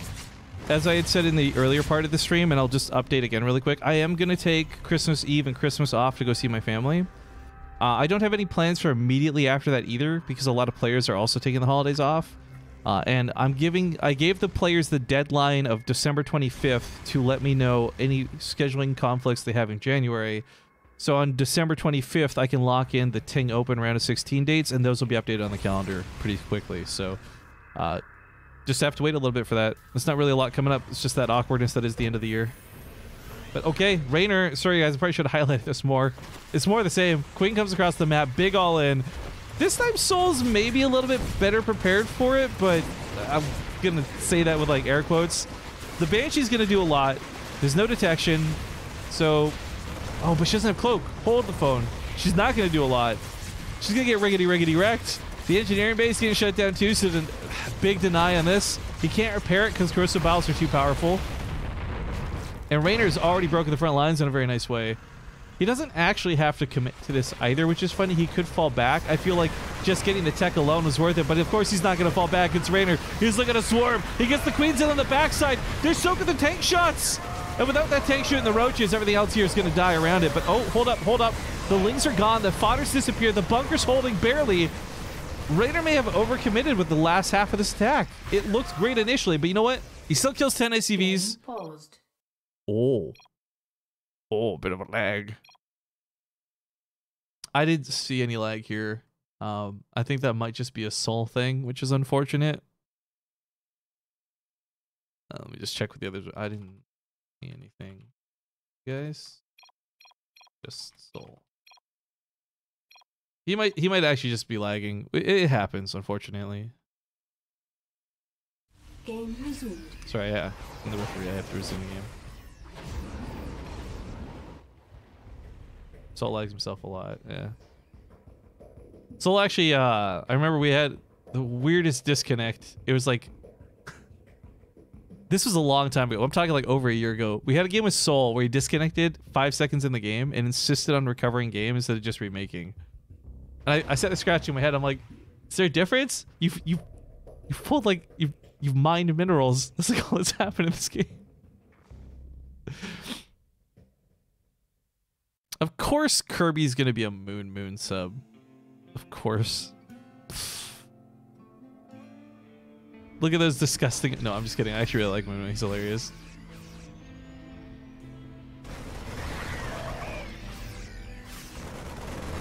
Actually, hit me guys with your Twitch. Anyone who's in chat, like actively here, not AFK, not pretending to be a bot. What's your favorite... Show me your favorite emote that you have from your favorite streamer. I don't care whose it is. Just hit me up with your favorite emote from your favorite streamer. I'm really curious what you guys have. Because sometimes I get to find some cool emotes this way. You guys tend to just drop in the best ones. Of course, there's an Aang. Aang! Right away. Mexorcist, I like the way you think. Alright, hold up. I'll look at the emotes in a second. Krosabal's gonna try and land. That's a lot of Marines. They don't have any upgrades, though. Remember, these were shut down by Raynor super early. Oh my god, you wouldn't even know this wasn't emote-only mode. Jesus Christ. But even without upgrades, it's still a little bit tough. While this goes on, there's an attack on the backside. Lings get to the natural base. Mule's not even mining. So even if Raynor loses this base, man, he's killing a lot on the other side of the map. And he still might not lose the base. The Transfuser's going into it. Krosabal's landing. We got one armor upgrade finished up, so these units are a little bit tankier than before. The tanks are proven to do a lot of damage, by the way. These are not getting a lot of kills, but they're just chipping away at that roach line. But Raynor killed 15 SCVs. He has actually got creep tumors on the third base location. Soul is stuck in a 2-base all-in that I don't think he can win. And Raynor cleans up the attack and sends Soul back home. Oh, God. Oh, come on, clean the other tumor. There you go.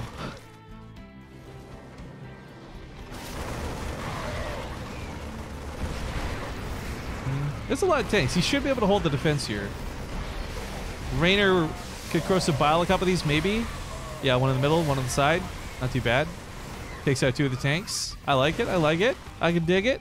He's got 1-1 for his Lings too, but he's still insisting on making roaches, which is fine. He's winning the game with it for now. Of course, it's not over till it's over, but down a lot of workers. That base is still being denied by creep for a little bit of time. I almost wish he would just swoop in there and drop more creep, but probably would not be worth it. Dude, what is this little Lido snake? That's actually so adorable.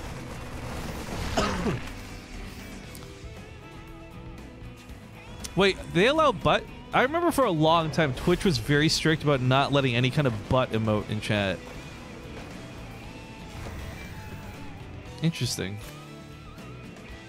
There's some good emotes in this. Sorry, I'm just scrolling up, trying to find some of the ones I missed. There's some good emotes in that list. I really like, I don't know if you guys know, there's a guy named Dominique. He does like a lot of popular streamers' emotes. I really like his artwork. His emotes are probably some of my favorite on Twitch. Guy told me back in September he'd do an emote for me sometime, but here we are. I'll probably be 2019 before he finally does an emote for me. Feels bad, man.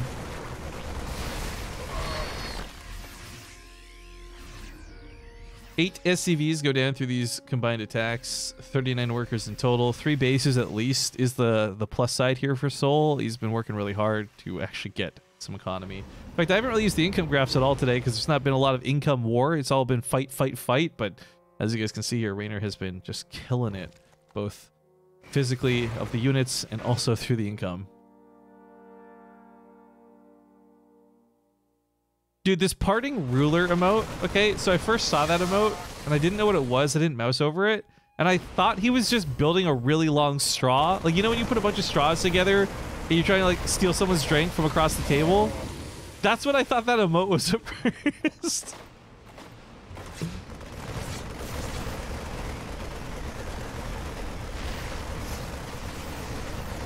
Dives into the main base here. It's actually picking up a couple of drones. Raynor sends his workers back to mining a little too soon. Roaches do push this back, though. 9 workers down, and Soul's back in the game. That was a big detail to level this out. 47 drones, now to 49 SCVs. Creep Sword is also a little stalled out. What's funny is, like, well, I did get a creep trimmer down on the other side of the map and block out that third base. The reason he's got no creep on his own side of the map is because all the queens were in those overlords. They were spread. They were pushing the front lines, so he didn't have any creep spread going for a while. Now he's finally got it going again. Slow but steady.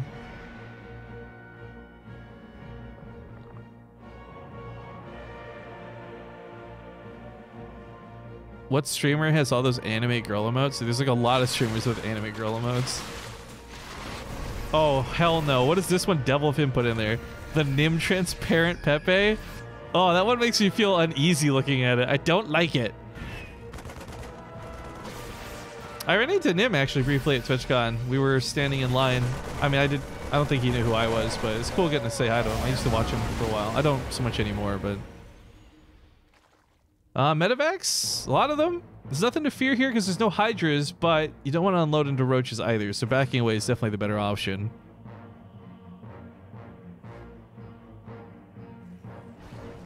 Three bases is still manageable for Soul, but the problem is it's not really 3 bases.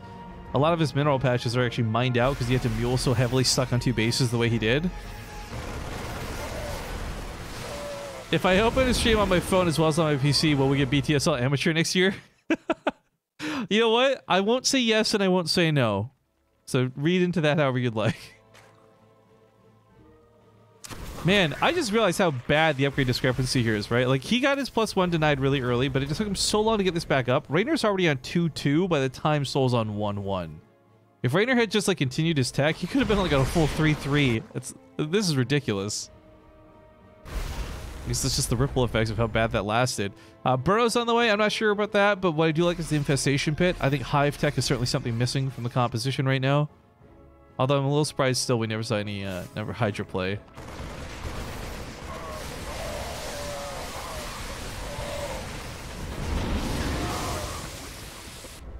Alright, we've got all of your guys' favorite emotes, but yo, show me your cutest emotes. I want to see the cutest kawaii anime girls, your waifus. Hit me up with your cute emotes, guys. I want to see those next so I can judge them.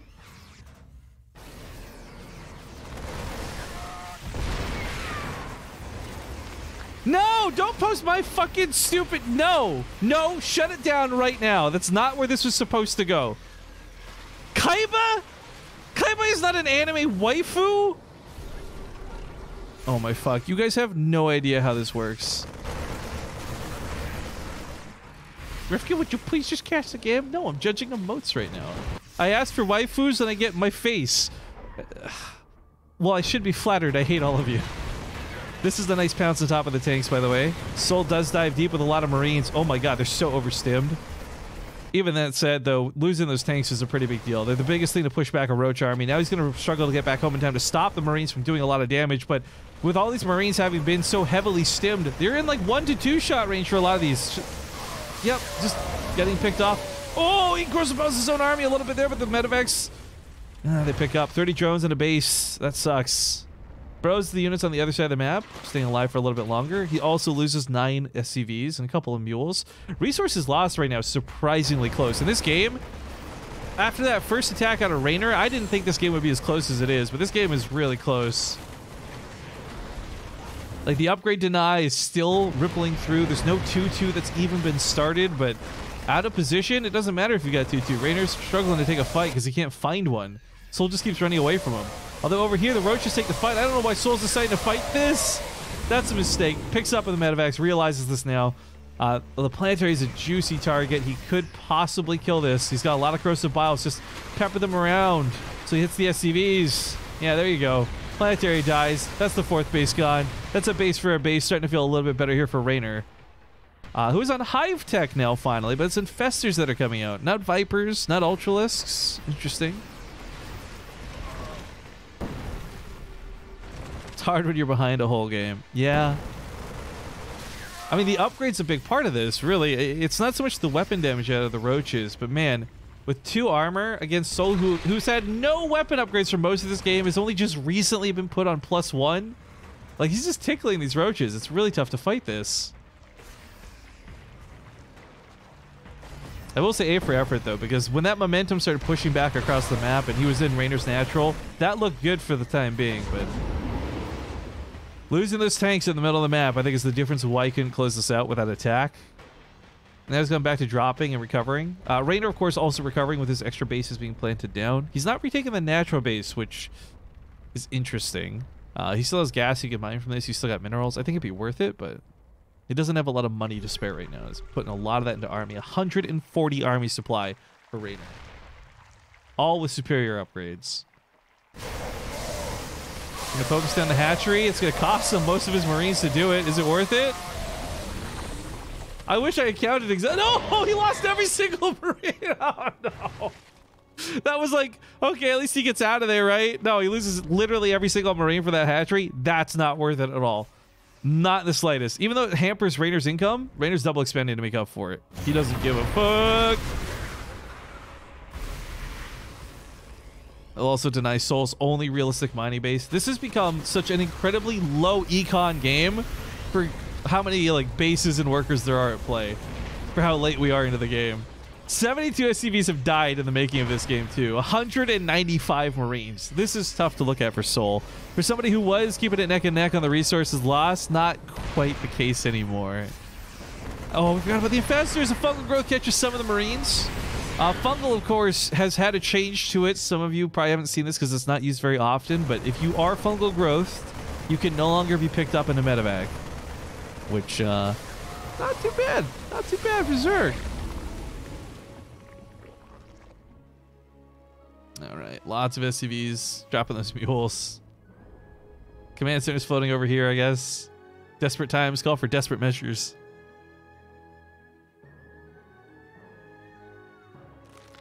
One Banshee would change everything, says chat. I don't know about that. The problem is, even though the Banshee, let's say it went uncontested. It wouldn't, but let's say it did. The amount of time it would take one Banshee to kill every single Roach, Ravager, and Infestor, or at least enough to make it playable, not viable. Grossaball's going to land on the double tanks. It's a great shot out of Raynor. Fungal growth covers the Marines. This game is over, guys. Soul's last army is disappearing before your very eyes. He's got to drop. He's doing a little bit of harass, but it's not going to measure up to the amount of Ravagers that are in play. And all of his remaining SCVs are gone. GG. Raynor now puts Soul on match point. Oh, why is this? I don't know what I'm doing wrong when the transition bugs out like that. But all right. If you guys are just joining us, again, this is the grand finals. We are possibly going to see a victor here in a moment. It's a best of 7. There are no vetoes left for the players at this point. They've used their secret vetoes. And I think the last map we're going to is Kairos Junction. I am going to hit up a small commercial break before we get there. So let me host this up and we'll see you guys in a little bit. Thanks for watching. feeling uneasy about StarCraft's future? The future. Are you unsure if you can afford a war chest? War chest. What about WCS? WCS. Well, don't fucking worry. Win it. Check out the war chest. Quit wasting your day grinding the ladder and losing those precious ladder points. For a limited time, you can level up your war chest, unlock skins just by simply watching BaseTradeTV. Monday through Sunday. Sunday. Lots of skins. Hell yeah, there are. Buildings too. We also get part of the sale. Cash money. Just use our unique link or click below the stream. Contributions from the war chest will go towards funding BTSL Season 3. While the war chest and the affiliation we have with it are thanks to Blizzard, please understand that the thoughts, opinions, shitposts, and memes we represent do not represent Blizzard Entertainment. There are no side effects. This isn't a drug, but if it was and if there were, they would include became slightly taller, muscle definition, sexual appeal, larger general sense of well-being, and the inability to be tilted on the ladder thanks to all the cool skins you have now to show off. Speaking of building skins, here's a joke for the road. The war chest is like an emotional wedding. Everything comes in tears. Oh shit, here we go. Uh-oh. Ladies and gentlemen, 3, 2, 1! That's what I really love about the way he bopped and weaved the medevac. He knew that would be the main attraction. He knew that'd be the big target. So it kind of like forced the stalkers to stay in range of the cyclones. Oh my god. Cyclone! Okay, he's gonna lose maybe one more Marine there. The Cyclone is finally here to save the day. Nice micro. Keeps us talking alive. Oh, so sick! Oh, that was so sick! It's literally energy, though. Energy on the Oracle's energy on the shield battery. Where's stats is one probe? That's what I want to know. Wait. Oh my god. Are you real? Oracles are so good. Oh my god. Are you Guys. fucking kidding me? Why did David freaking kill? Right? Well, hold up. No, it's the Oracle's out of juice? Yeah, but GG. it matters. Oh my god, what Patience was supposed to win? What? Also, look at this. It's the only time we're gonna see a Terran symbol. You get a point. Oh! Brilliant, actually. It's pretty much, yeah, I think it should have been obvious. I think. Once 3-3 kicks in, he might have an easier time, but the fact that there's constant backstab here is just going to be so good.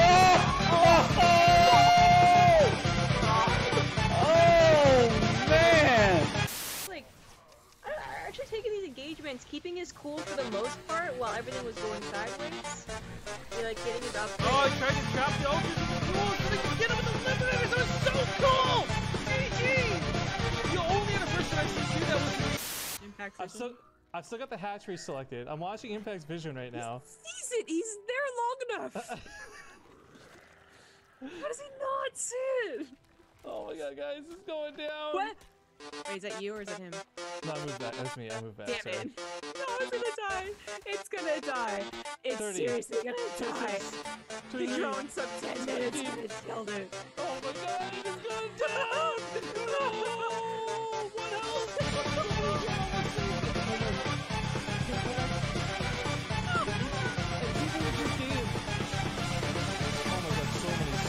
So the ghosts just have no problem sniping off the very few army supply that comes at them.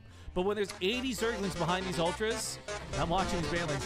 Oh, come on. Come on! Oh my god! The Marines are in a spot where they could intersect this. That might be kind of what he's looking for too. He's looking for something at least. He's gonna see the warp prism with the Marine barely. Oh no, maybe he missed it entirely. He's not coming back. Oh no, he's reacting. He's got Marines in the main. Okay, so he's just gonna go push for the rest. Problem with this warp prism now. Oh, it's up here. This is an explosive bomb. Takes up a turn. 5 HTV. He does start breaking stats. I said stats was going to win this game, but maybe I spoke too soon. He's down to 45 army supply. He's not winning the front line. Big Steve's strapped on the entire army.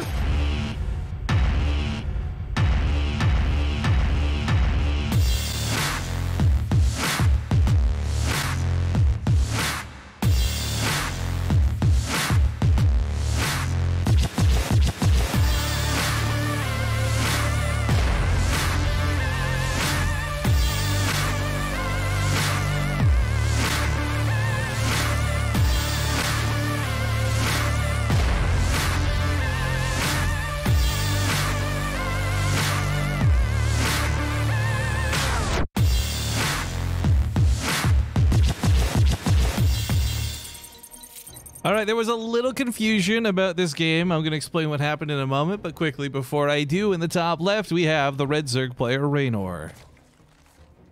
And it's about the bottom right going to be the Terran Soul, and he's on his last life. So there was some confusion into how this works. So both players have used their vetoes at this point, and this is game number 5, right?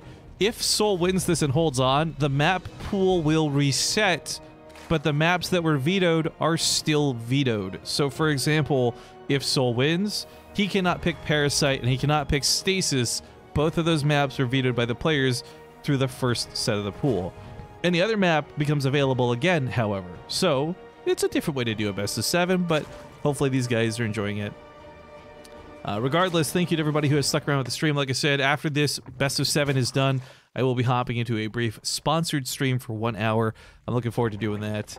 Hope you guys will stick around and keep an eye on things. But yeah, this has been one of those series where, I don't know, like Soul's not losing terribly, right? Being behind the entire game 4 and still almost killing Raynor, you know, gutting his natural, killing his thirds, fourths, like he's a contender for sure. It's just unfortunate that the 3-1 doesn't quite reflect that.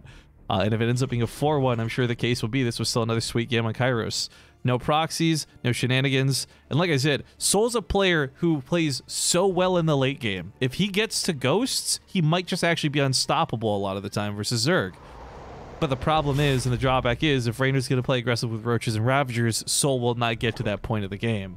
I'm praying, though, that this game, at least one game, we get to show off how good Soul is in that late game scenario, because he is so good at it.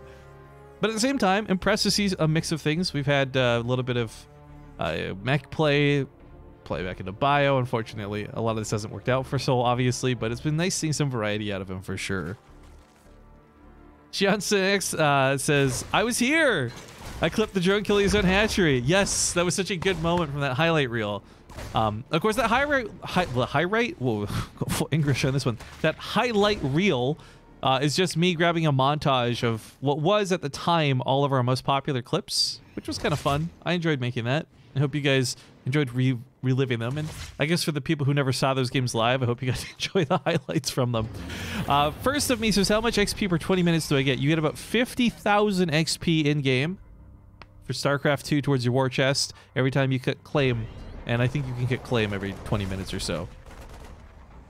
Also, we are not exactly skyrocketing to it, but I want to remind you guys that if we hit 72 subs this stream, we'll give away some more skin codes before it's all said and done. I'm not trying to bait anybody with that statement, but just because we are possibly heading that direction, be ready. I may or may not have been sneaking a couple of skin codes here and there to people through commercial breaks today, so if you've been keeping an eye on that stuff, you probably got a couple extra bonuses, so congratulations to anyone who did. Why you gotta have a name like this, man? S0199693. Thank you for the Twitch Prime sub. You're just reinforcing the thought that, like, there's just only bots that watch my channel and nobody's real. But thank you for the Prime sub. I'm not here to guilt you for your name, just making some fun. A 6-9 in the middle of it, too. Well played. Well, Hellions have been a problem for Raynor. We'll see if they are this time around. I doubt it. But the Queens are a little out of position. Like, in the best case scenario, you grenade that and walk by. But more dance music coming in from Dr. Whiskey. Thank you very much for your Twitch Prime, dude. Also, if you guys haven't seen, of course, we are giving some codes away in our subscriber-only channel as well, not just the general chat. So if you are sub, make sure you get linked up on Discord so you get access and a chance to grab any of the skins. Mantis Empire keeping that train rolling, chugga chugga boop boop. Why did I say boop boop? Trains don't do boop boop boop choo choo, motherfucker. Thank you very much for the Twitch Prime sub. I'm apparently losing my brain here at the end of the day. Doing not so good with the words. Anyways, what's that put us up to now? That is a 67. So remember, 72 is the marker. Although, you know what? Fuck it. I like round numbers. Let's take that down. Let's just say 70. I'll give away more skin codes at 70. It's a nice round number. Although round would imply odd. Or would it imply even? No, even. For sure. I was thinking about the number 3 there for a second. Because 3 to me is a really round number when you think about it. It's got a lot of curves. I like my women like I like my 3s.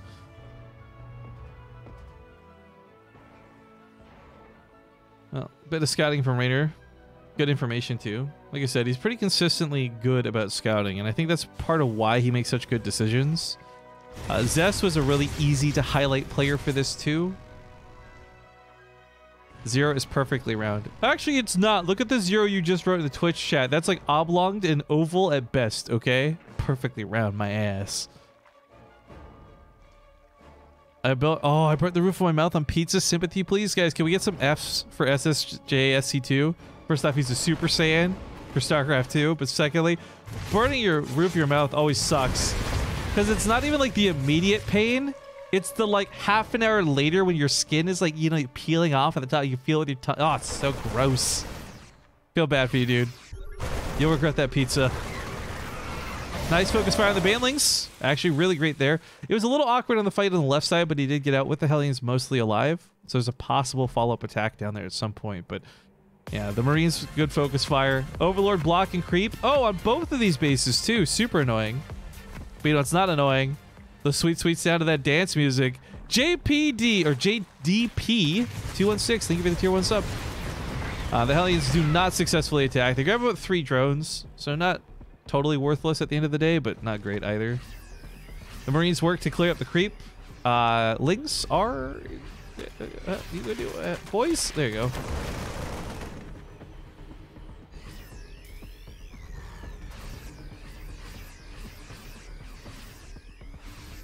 So I got a question for you guys, because there's a fella here. I accidentally turned on Whispers. I've had Whispers disabled on Twitch for like 6 years. I turned on Whispers yesterday to contact somebody about a skin code they won. And I've got this guy whispering me right now, non-stop, about how fat he thinks I am. And I'm just trying to understand the thought process on this one. I can't quite grasp it, because it is a qualifier to describe me. I am overweight. I am fat. Is it supposed to make me feel bad? Or is it just he's really angry? Do you think maybe he's fat and he's projecting? Like, I can't figure this one out, guys. Because this has been like, I've ignored it on purpose, but this is like 30 minutes I have not replied to him a single time. And he just keeps insisting on calling me fat over and over again. I was just gonna see when he would stop, but he's just, even as I'm speaking right now, dude, he's still going. Oh no, Bailey's gonna hit these SCVs. Okay, Soul saw this coming, pulls away. Good reaction time there. Bust the depots. All right, not complete loss at the end of the day. Got some sub love coming in though. Was that 3 gifted subs? I think that was 3 gifted subs coming in from Guildland. Gifts us up to Equitable Remedy, Freeman 535, and Le Petit Nico. Le Petit Nico. This is still not a wall, I believe, right? Yeah, he's got a building there. So awkward. Rainer, by the way, has managed to explode with macro on the other side of the map, right? He's got 5 bases, feeling pretty confident. Probably moving to 6 soon. He's got Hydras mixed in with his Lings, but the upgrades have gone for melee as well. And possibly Hive Tech coming out. This is a game, though, where, while Rainer's doing exceptionally good right now, it might turn into the fact that Soul gets to play his macro game behind it.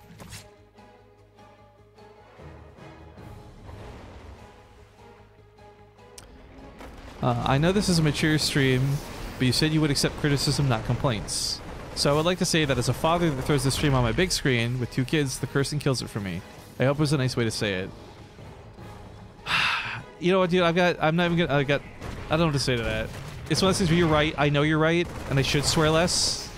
But at the same time, I enjoy cursing. I appreciate the feedback. I can't promise you it'll change, but I want to let you know that I do agree with you, and I know what you're saying. For whatever that's worth.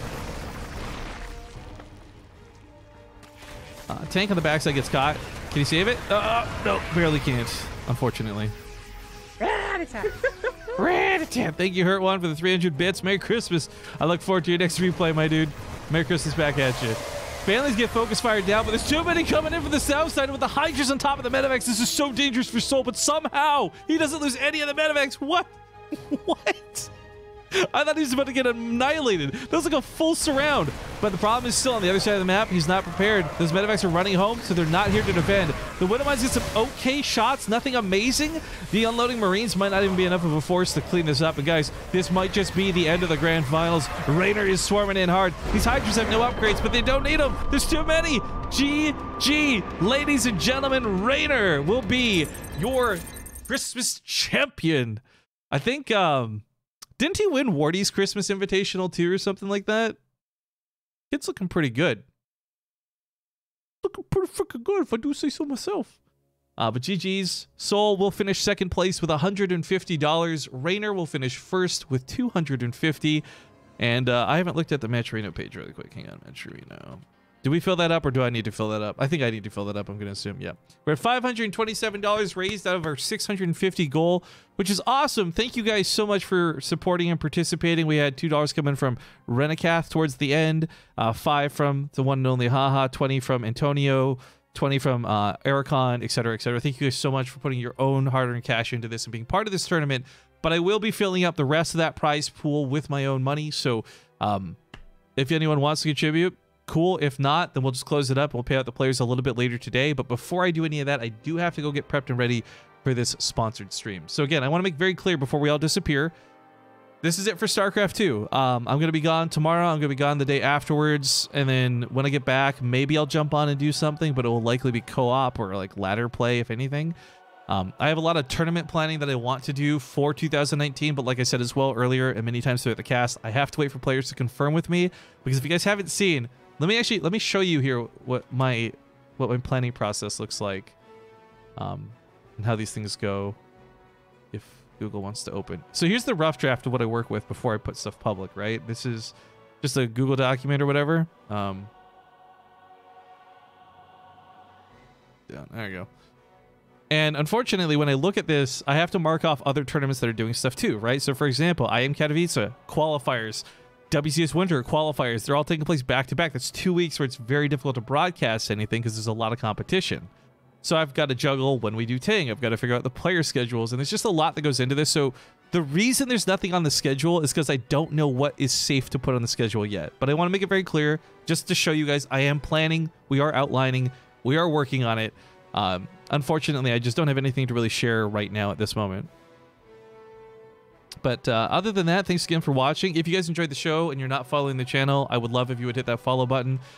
Because of those gifted subs, I will give out some more skin codes before we disappear, though. So check Discord in a few moments, guys. I got to go get things sorted out here for the sponsored stream. So while I juggle these things around, I'll paste some codes there in the chat. Actually, Guildlin, are you still tuned in? Guildlin, if you're here in chat, what 3 units do you want me to give away, dude? Pick your 3 favorite units, we'll make it happen. But yeah, I'll be playing a game called King's Raid. It's a mobile game. I've never played it before. You guys are going to be joining me for my first time playing it. I'll be playing it for 1 hour for a bounty stream. If you could stay tuned in watching, it would help out a ton. If you are going to take off, have a great fucking day. Nope. Just talked about swearing, Rifkin. Have a great day. Thank you guys for watching. And yeah, we'll be back in a few minutes. Hope you guys enjoyed the tournament. Congratulations again to Raynor on winning.